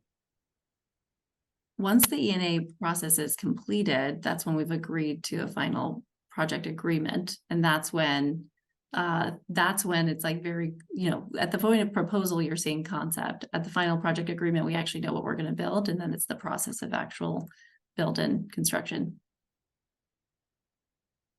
And I know one of the things we've talked about a little bit, but not as frequently in this space, is that notion of the financing that comes to bear that I think really allows for so much of this to happen.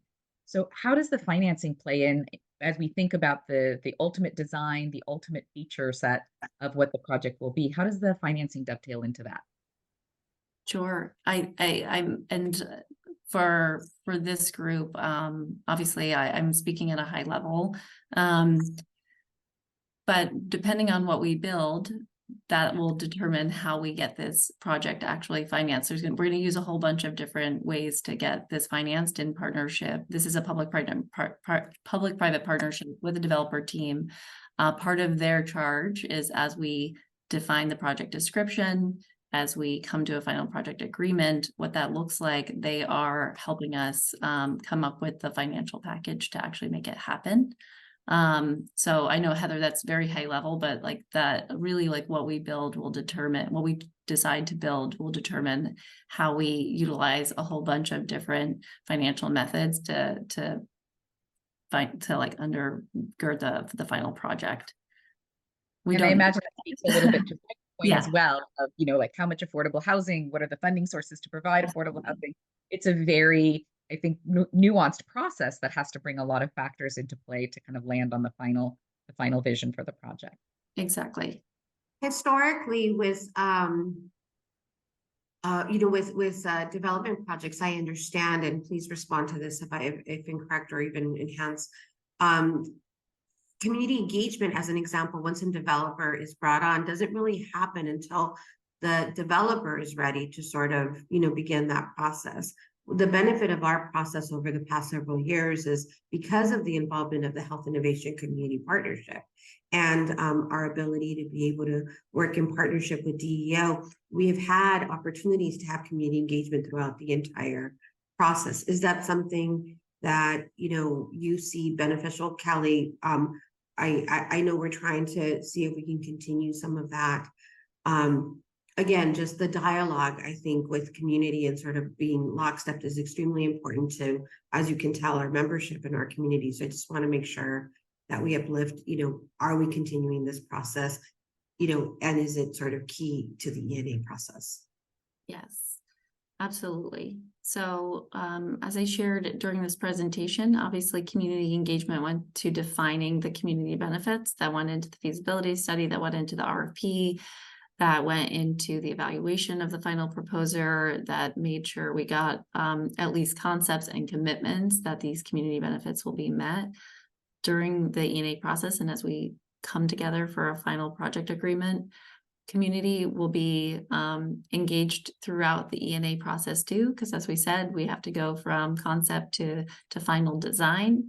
And we'll be working with all of the stakeholders here, our partners, to make sure that the final project, the community benefit that we agreed to is in lockstep with this group. So we'll create those spaces throughout. That's a priority of the department. That's a priority of the Centennial partners who applied and were chosen as the selected partner for negotiation.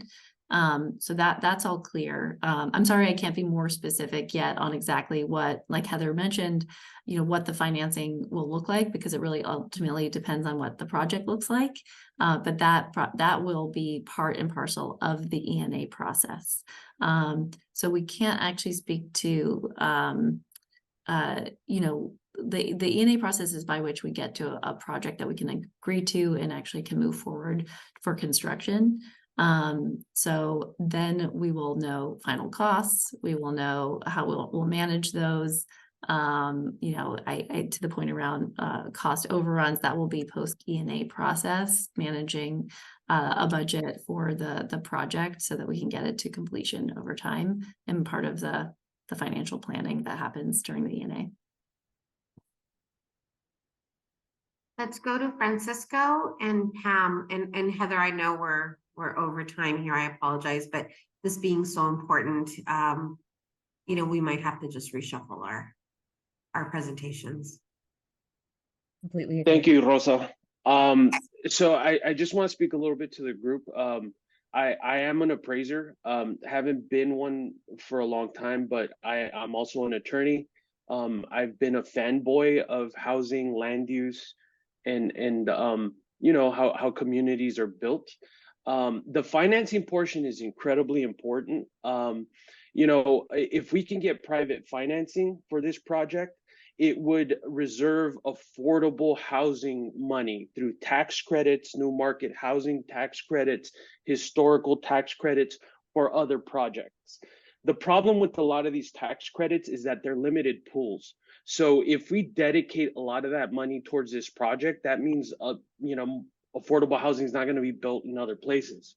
So if we can get a developer who can manage costs and expenses and build something with bank loans and still make a profit and maintain this affordable, that's not something that you see very commonly. I've never heard of it. I haven't read about it. So, I think I was asking a lot about costs and expenses, but after hearing Ms. Lobianco, I think a little patience would be helpful, because if this team could figure this out, they may be creating a new model for how we get this stuff built, because we can build this with private financing and maybe use other affordable housing funds to develop, in surrounding communities. It could potentially have a magnifier effect. But that's my optimism about it all. So that's what I wanted to say. Thanks. Thank you, Francisco. Pam? Yeah, thank you, Francisco. I really appreciate the grounding of patience. Kelly, as I look in front of the presentation, right, the current milestone of RFP and the community benefits, I think I'm still pushing for more clarity, and I guess it's okay that you're saying we can't get there until the NEA. Oh, so all this to say, I'm struggling with my question, but for many years during the general hospital process, HICP partners have been told consistently that the county can be too prescriptive. We didn't want to stifle the process of visioning for the developers that submitted proposals. So we were patient. But what we see in front right now is a start. I guess for me, for my coalition, and for our work here, when do we get to be specific? Yeah. And while the RFP, the request for proposal, was a great document, right? A good document that listed these priorities broadly, we were never allowed to get more specific, such as specific levels of affordability, a percentage of affordability, a hotel versus a brewery, right? Like, we were never given an opportunity to be like, this is exactly what community residents want for this project. When can we get specific? Yeah. Is it the motion that's going to set that directive? Is it a few months after the ENA has been approved? And then to add to what Daniel said, what will be our role? Thank you. I appreciate that question. So that is like where we're going at this point. So I again, like, I really appreciate the grounding in the priorities of the community, and that is our jumping off point, right? So that's our minimum threshold by which we will operate and create this space. But the ENA process is really when we get specific about how we translate these priorities into actual space design and a final project description. And so we're really excited about that process. This is where the rubber meets the road now that we have a developer team that could come on board once we go to the board to start the ENA process. For your question about how community is involved, we want once the ENA gets approved, because really all it is giving a delegated authority to the department to be able to enter into an agreement with the developer to start these negotiations to get specific. That's really what it allows us to do. We're not committing to any agreement at this point beyond the agreement to start negotiating. And our hope is to bring the developer in for introductions here as soon as that goes in front of the board for approval, because we want to show this group and all of our community that the developer team we brought in is prioritizing community engagement as part of this process. So that will be one of the first points of order in the ENA process, which is to do that introduction and start to build out a schedule of opportunities for folks to weigh in and get specific, and for us to talk together about what's possible for the space based on all sorts of considerations around how do you make these buildings actually get built from a construction standpoint, an environmental standpoint, from a financing standpoint. So all of those considerations will come into play, but also lifting up the specific asks of the community, the need for community benefits, that will all begin. A comment from Yolanda. I don't know if you want to share more, Yolanda, but I agreeing with Francisco. Key is this financing, as you said, but I love, you have flexibility here, patience, vigilance, right? And in that being so sort of core to this process. Absolutely. And I think here is key is the role we've played throughout this entire process. We've actually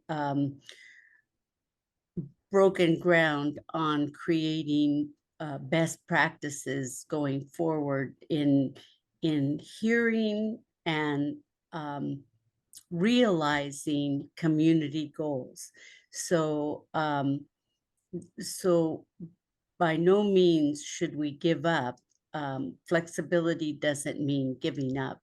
It means continuing on, but understanding the complexity of financing on such a huge, enormous project like this, to free up county funds to continue building and looking towards working towards this housing issue that we're having. You know, in the past, homelessness was really focused on a younger population. Never before have we had so many seniors unhoused, and families unhoused. So if this creates the bridge and allows us the flexibility of bringing investments into our community for our well-being, so be it. I mean, I really, Centennial worked, I don't know about their other projects. I do know about their project and their process with Grand Park. I've spoken to this issue before, so if you've heard it, I apologize. But as commissioner, I'm there at the Hall of Administration at least twice a week. And so when I can go into Grand Park, I share that space with unhoused, with county workers, with tourists, with music goers and lovers. So there's a wide variety and diverse energy that occupies that space. It's invigorating, it's safe, it hits all the bells and whistles that we said we wanted for this campus. I believe that dream is still out there. But again, who was it? Reagan, who said we must verify. So trust, but verify. And we're there all the way. We don't need to verify. We're there up front. So just continue to be vigilant. Keep those questions coming in. Thank you. Yep. Thank you, Yolanda. And you know, I took more time on the agenda, Heather, because I thought it was extremely important that we address these questions as there's the impending, policies that are coming down. But we were going to do a reflections of our work over the last year. We're going to push this probably in terms of the discussion to January. But slides, everything that you described, Yolanda, the work that has been done, what you described, Kelly, right? Of where we've been this year, we've been at the table, we've been together, county and community together in a very unique way, like never before. So just appreciating everyone for this work. And again, apologize, Heather, for taking more time. I know you have Las Dalias next. Yes, I think this is just a wonderful, full circle moment of, a process that is going over multiple years, but we continue to have this discourse and dialogue, and thanking everyone for coming forward. As you mentioned earlier, Rosa, it takes a lot of time and effort for communities to show up in these spaces and participate in these conversations and be so attentive to what's going on. So thanking everyone for their participation and partnership through this incredible year, this incredible process. With that, thanking everyone for sticking with us a few extra minutes. We're going to power through 2 more presentations, which are really about another phase of a project that we've been involved with at HICP for a very long time. But with that, thank you, Kelly. We know you'll be back visiting us regularly in the next months ahead. And please stay tuned, everyone, with HICP. Our next meeting will be January 12th. I don't know when the board motion for the ENA is going forward. We anticipate in January, but there will be announcements and more policy briefings to come before this body, as well as our regular monthly meetings. But with that, I'd love to invite Javeni from National Core to give us a quick update on the Las Dalias Affordable Housing Project, because I do know that there's an incredible opportunity there to start applying for that housing, which is super exciting. All right. Well, good morning, everybody. How is everyone? Doing great. Thank you for joining us today, and thank you for your patience and sticking with us through this extended period of conversation. Yes, it has been a tad extended, but that's okay. So we are rounding the corner at finishing Las Dalias, which we're very proud of. That is a 78-unit affordable building, of which we have 39 PSH units. We have 38 general affordable, and we have 1 unit that is reserved for the on-site manager. We are looking at completion of this project sometime around the end of February, possibly early March. All of the PSH units, all 39, of which 12 are studio, 18 are one bedroom, 9 are two bedroom. They will all be completely furnished with furnishings that are ADA and mobility compliant, so that they're very easy to it's easy to access the beds. The bed is a very low profile. The drawers and all of the storage areas in the furnishings are very easy to access. The dining room tables are easy for somebody to access if they are in a wheelchair.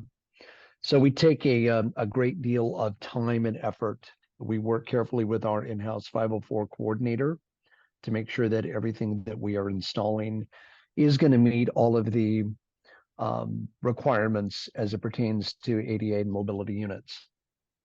This is a very exciting property. There's a lot of really, really cool features. We're going to have a community room, which is going to feature a computer laboratory. We are going to have a separate tot lot.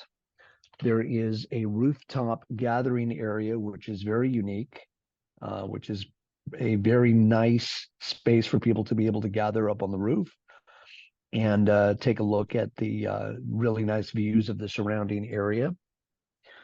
We are going to have a pocket park, which is actually a small, narrow little park that is going to be built behind the property, where folks can come and they can relax, they can walk their pets. It's just a neat little additional feature that we're adding to the building that enables not only the residents, but also folks that are from the general public to be able to come and enjoy a little bit of outdoor space.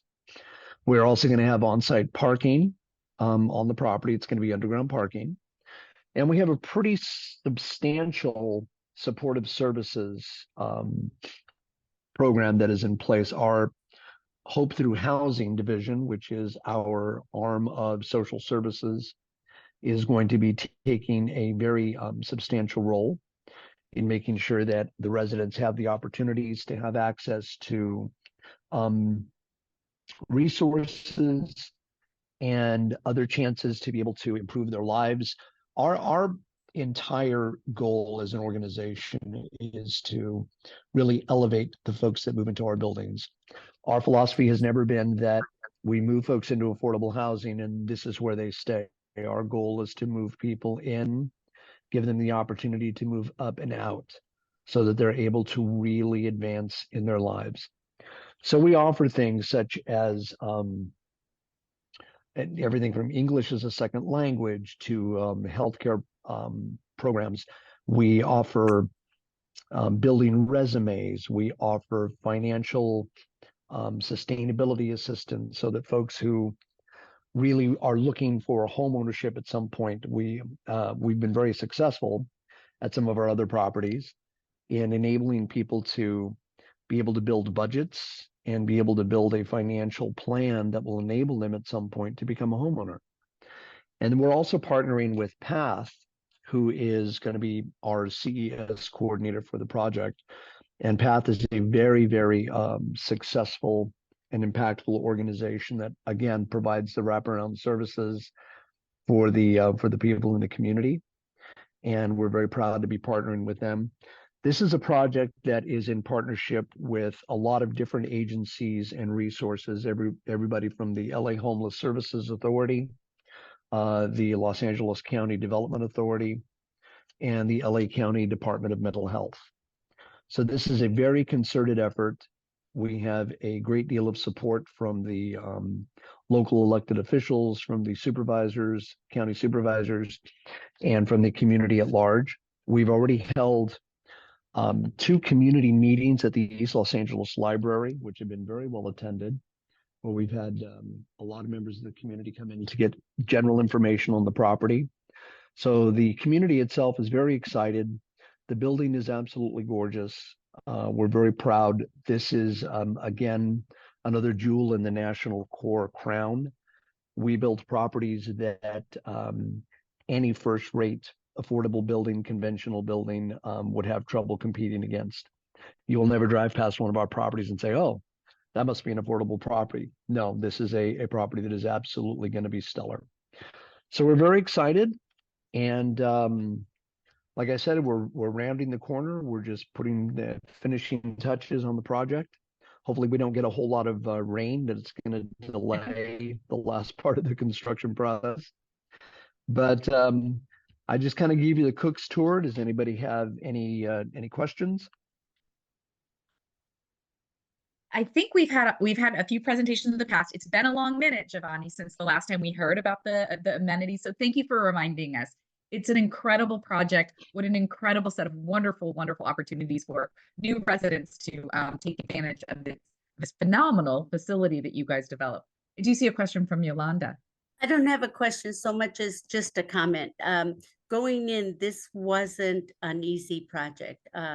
Community, No. local neighbors were not excited about it. There was a lot of contention around parking and around the actual inclusion of new residents that would be foreign. But now that they've seen some of the end product here, and the aspirations of utilizing the little pocket park, which I think is just one of the items that this committee thought would be instrumental to this project. We're hearing many more favorable comments. So kudos to you all, and it's been a pleasure being part of this project. Thank you. Well, thank you. That's very kind. You know, we always our goal is always to be a good neighbor. And that's the first thing. Whenever you're going to be coming into some, a neighborhood, especially a neighborhood as established and as historic as this area. I mean, you have a lot of older homes, a lot of generations who have lived in this particular community for a long, long, long time. And now here we are, we come in as the big, developer building something brand new and shiny. And it's really important that everybody know that we are vested in not just the property, but we're vested in the neighborhood. We want to be a good neighbor. We want to be a part of the community. National Community Renaissance prides itself on the fact that we are developers, we build the properties, and then we also maintain them. We own them. We have a very vested interest in making sure that our properties stay looking absolutely pristine and in A1 condition.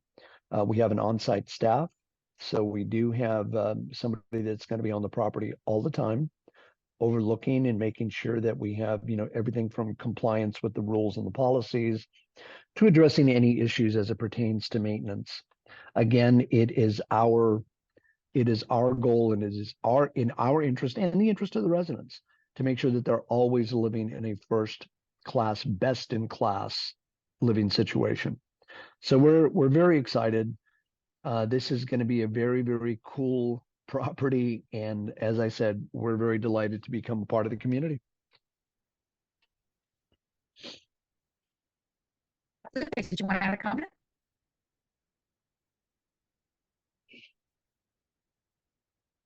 Guadalupe, you're muted if you're speaking. Great. No, thank you, Giovanni, for coming to give us an update. I know the construction is going to be, near, completion. And before the completion, I know that something critical for the community here is the local, outreach effort on the units that will be available for, through an application process. I know Cynthia, your colleague there at National Corps, has been working with us very closely, and is going to be sharing with this group and many others from the community a flyer. I believe Yes. It's not ready for today, but there's going to be some community partners that are signing up to help and provide office hours. I want to thank Alma Family Services and the East LA Women's Center, along with National Corps. They're going to have a flyer coming out soon. And these are our partners that are going to help with the application process when the application process actually opens up. I know they were looking at, in December, but it may change a little depending on where they're at. But we are going to have that, promo material shared out. And the goal is to get as many of the local community folks, especially East LA community, aware of these new units that will come on board. These units are going to be affordable for 99 years and per the community benefits, right, that were raised and agreed to. Correct. And just to update you, we do have a draft version of the flyer, which we presented to some of the partners. And we have gotten a little bit of the feedback on some suggestions on some information and data that they would like included. So we are currently in the process of putting those final edits together so that everybody can take a look at the flyer. It's pretty inclusive. It's pretty easy to digest. This is a particular project. Every time we have what we call a mixed population project, where some are general affordable and others are PSH, we put together two different flyers. The flyer for the PSH clientele is a little bit more simplified. It does not have a QR code. It has floor plans, and it has some of the more wonky information removed so as not to confuse some of the folks that are coming in on the PSH side. We have found that overloading folks with too much information is intimidating. It can create a level of trauma that we don't want folks that are homeless to have. We want their flyer to be very digestible, something that they can understand, something that their service providers can explain to them very clearly. As it pertains to opening up the wait list, we do have a tentative date of December 15th. Once we get the approval on the flyer, our goal is to open up the wait list on December 15th, keep it open for 2 weeks. It will close on December 29th. The lottery will be held the first week of January, and then we will begin the process of the in-person interviews for the applicants, and we'll get that going full bore. Right now, I know that PATH is in the process of putting together the matches and the referrals on the PSH side, so they are hard at work with their clientele and matching their folks with applicable apartments. So, like I said, there's a lot of pieces that are moving, and we will certainly keep everybody apprised as we move forward.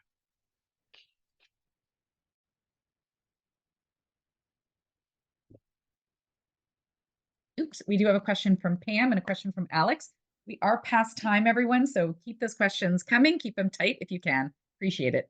Giovanni, I think you and Guadalupe answered a lot of my questions in terms of the lease up. But then I heard you say what you just ended, your comment. Is it possible to extend the application timeline? I'm just worried that if this application opens on the 15th, we're going to lose a majority of partners because of the holiday season. And so if you wanted to open it up if you wanted to open the, what's it called? The lottery in January, it just, as an organizer, it'll mean that, we just won't be able to spread the word out to the community. I don't know about other HICP partners, but a majority of my coalition partners, we go on break for after the 16th. After the 20th. Right, I understand. Now, this is what's interesting here is that we have a huge number of people who they are signed up on the interest list. They have signed up going back months. Once you sign up on the interest list for the property, and that's as simple as entering your name and your contact information online on our interest page, you get updates as to everything from the progress of the construction of the property to when the wait list is going to open. So if we open this, let's just say that we were able to get everything ready to go to open on the 15th. Starting on the 10th of December, folks will start getting what we call the countdown messages. They will get emails that will tell them, wow, in 5 days, the wait list is going to open. The next day, they'll get another update. In 4 days, in 3 days, et cetera, et cetera. So we kind of make it like kind of a little bit of a countdown thing to generate some excitement. And we have found that a 2-week period gives us literally thousands of applicants. And going any longer than that, you can wind up with a situation where there's just so many people that it's absolutely overwhelming. We only have on this project 39 units available, and we're going to have thousands of people that are going to apply. Okay, will the So applications be paper, and where will applications be no, dropped off? actually, that's a great question, because the folks that do not have access to computers, we are going to offer a nearby location where folks can literally go in person, and that will be presented to them on the information page before we open up. So if folks need to go and get a paper application, they'll be able to go to a neighboring sister property. They'll be able to go and fill it out there, drop it off there, and we'll make sure that it's included in the lottery. That does happen sometimes where folks do not have access to the electronic process. So we want to make sure that everybody has equal opportunity. There's also opportunities for people to mail in their applications. So we try to give people a wide range of opportunity to be able to be included. So if you don't have the ability to get onto the Rent Cafe page to enter your application, that's no problem. We give you other opportunities. All right, just flagging Heather, Giovanni, thank you so much. That, we are significantly over time, so just wanna, Alex, I know you've had your hand up. Is it a quick question? I'll try to make it as quick as I can, yeah. Thanks, Alex. Good to see you. Hi, good morning. Thank you for your presentation. So I was just a little concerned that the flyer you mentioned is going to go out, but there will already be a heads up from a variety of other communities. Is that true? Is that correct? I'm not sure I understand exactly what you're asking. Well, my concern is once upon a time when I first and several others started participating on weighing in on this conversation, was the concern that the adjacent community that is in need of housing resources wouldn't be able to. And I'll be upfront about it. My concern is that there will be other folks that are in need of housing resources from outside of East LA that will be, their solution will be brought into East LA when there's other residents that are in need that won't be available. And I do realize state of California law can't guarantee any specific demographic, but it sounds like anyone in the adjacent community doesn't really sound like they have a really fair shot of being able to get any of these 35 units. Is there any efforts that's going to make sure that anyone that has housing needs in East Los Angeles will be able to get any of them? That's a great question. Actually, I think I mentioned early on and when I first started that we've already held 2 community meetings in the East LA Library, which is literally right down the street from the property. And those meetings have been very well attended by folks in the community. And we've also encouraged everybody in attendance at the meetings to share the information with their neighbors, friends, family in the area, anybody that is in need of housing. My understanding is also that we are going to be partnering with another local agency. I think it's either PATH or the homeless LA County Homeless Services Authority, and we're going to be making at the library.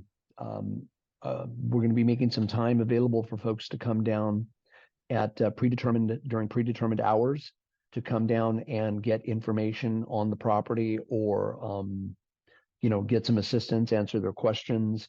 So we are going out of our way to make sure that we are reaching out to the folks that are right there in the area. And you're right, as it pertains to being able to prevent anybody from coming in. No, we can't do that.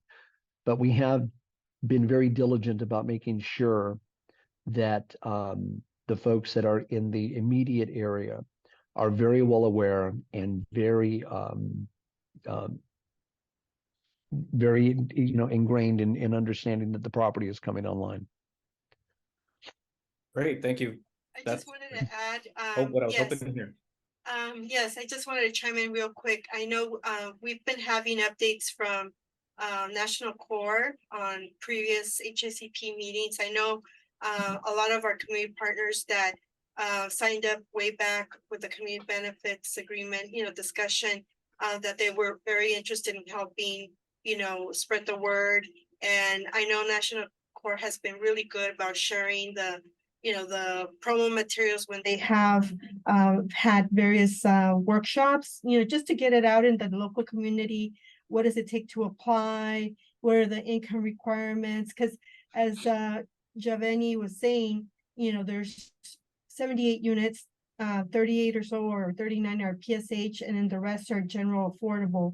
And for the general affordable, that's what the workshops have been for, that to make sure the local community, they're going to go through the lottery process eventually, right? And the application process that will be filled out, it's very simple. It's a very simple application, but nonetheless, there's going to be community partners that are going to help people fill out, the application as well. We're making sure, and again, there's a lot of folks already on the interest list, right, that have signed up from going to a lot of the workshops.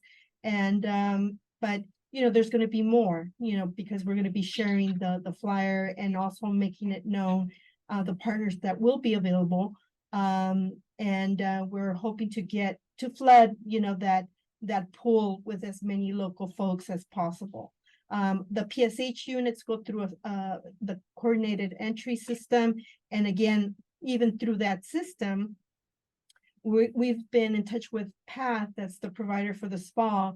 And they're going to be, National Core's working with PATH to ensure they lift up the local homeless that are within that spa area for this area for East LA, the local homeless. So we're doing all we can on making sure that we get as many locals into the system so that they can be, considered as part of those that will be, the applications will be reviewed.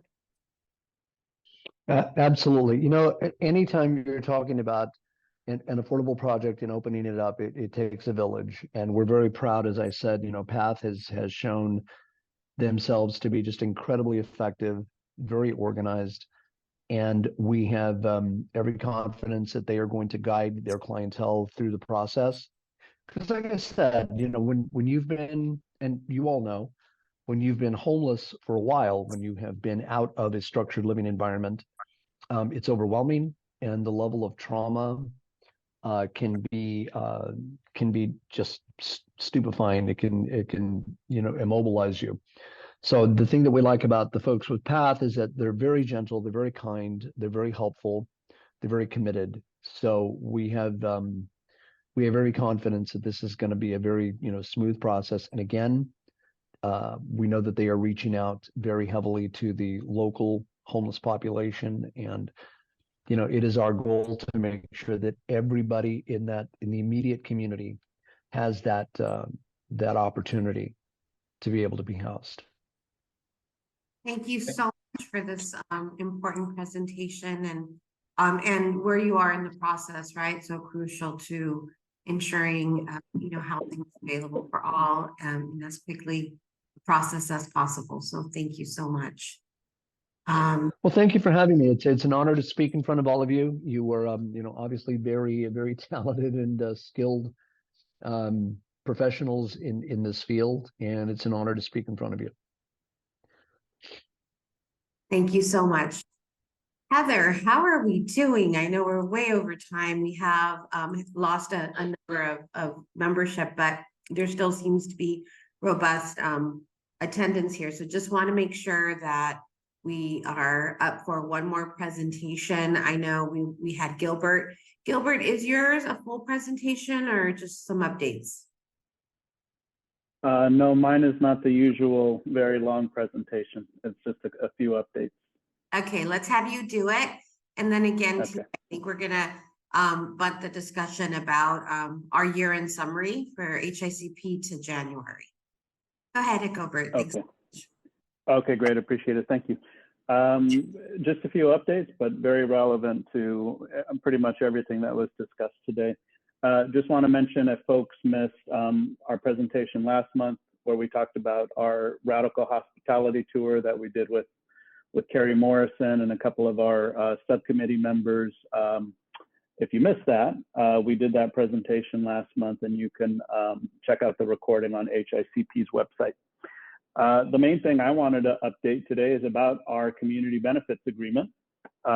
We are beginning to move into that area of our engagement where we're focused on coming up with our community benefits agreement. So a few different phases that we're taking. The first phase, right now we're coordinating with Supervisor Solis's office and with LACTA to come up with an initial draft. We're basing our draft on the Las Dalias project, which at the time was called the Third and Dangler project. But there was a community benefits agreement that they had come to an agreement with HICP, and we're basing it on that model. So we're coming up with that initial draft. We'll probably have that ready in the next week or so. We're then going to be having a subcommittee meeting.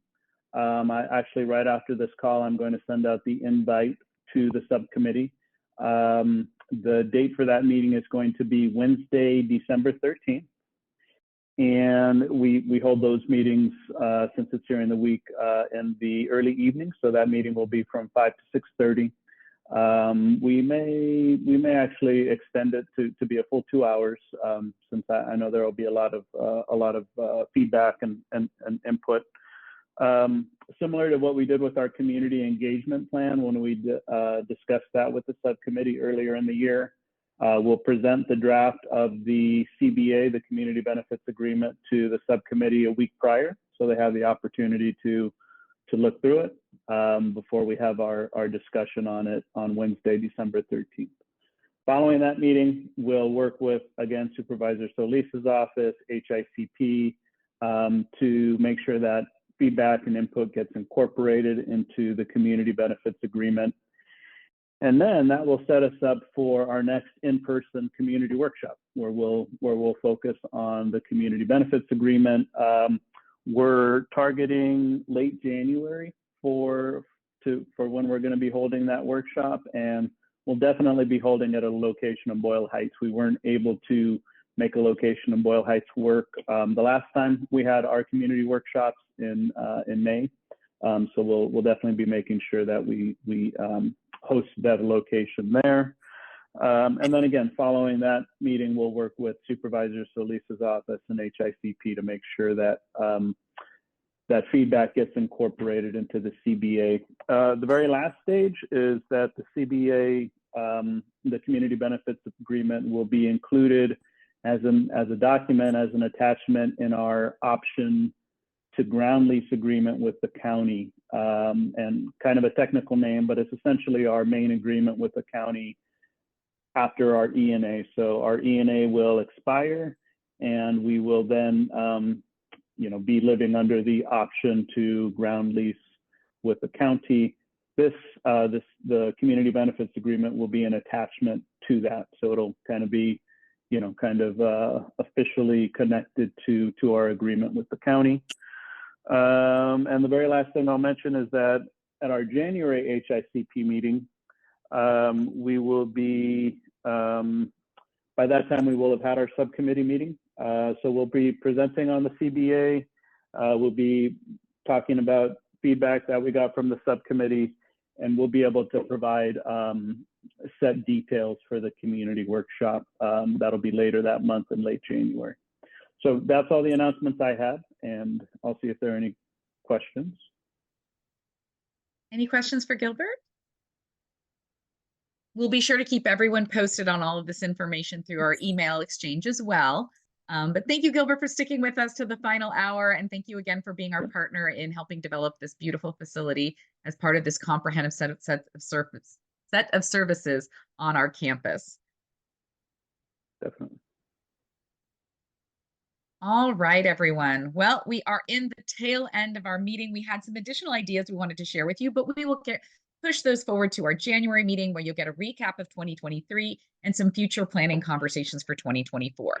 But as we wrap up our time together here on December 1st, a reminder, it's World AIDS Day. There's a couple beautiful events that you can participate in today. So find something in your local community that you can be a part of. Coming up at the Wellness Center, we are hosting a community posada on Friday, December 15th. We'd be delighted to have you join us. It is open to all. There'll be music, entertainment, a toy giveaway, activities. Please call our front desk at the Wellness Center to register you and your loved ones to come and join us on December 15th. We also want to make an announcement, which was listed in the chat as well. We have the date selected for our 2024 meetings. Please go ahead and click on the link that was listed in the chat so you can register for all the 2024 meetings and join us starting at our very first meeting, which will be on January 12th. So we're taking a break between now and January 12th. We hope you enjoy beautiful holiday celebrations with your loved ones for whatever you want to celebrate during this winter holiday season. There's a lot to be grateful for. And we indeed are grateful for you, for your partnership and your participation in our wonderful Health Innovation Community Partnership. Rosa, would you like to wrap us up for the meeting today? I have one, and I appreciate that Father Chris is still on because Father Chris is going to be 40 in his priesthood. It's his 40th anniversary. And so we just wanted to say thank you so much, Father Chris, for all of your leadership and ensuring our spiritual health of our campus, particularly with our chaplain program, that is non-denominational, but, just takes so much effort from you and the team that you bring together. So just want to thank you for that. Happy 40th anniversary. And I know that also St. Camillus, because it is World AIDS Day, is one of the very first, if not the first chapter of HIV leadership. And so we're trying to, make sure that we acknowledge those that have been pioneers. So congratulations, Father Chris, for your leadership and the incredible, just again, pioneering work that you all have been able to push forward on this campus as well as in the Archdiocese and in our communities. So congratulations. And so I just wanted to end with that, Heather. And again, please participate in World AIDS Day activities today. Sorry it went so long, but just appreciating everyone's time and this incredible space that continues to give us an opportunity for health equity, for discussions very early on in every place in the process. And this wouldn't happen if each and every one of you weren't dedicated to this. So congratulations again. Thank you for being a part of this, and we'll see you next year.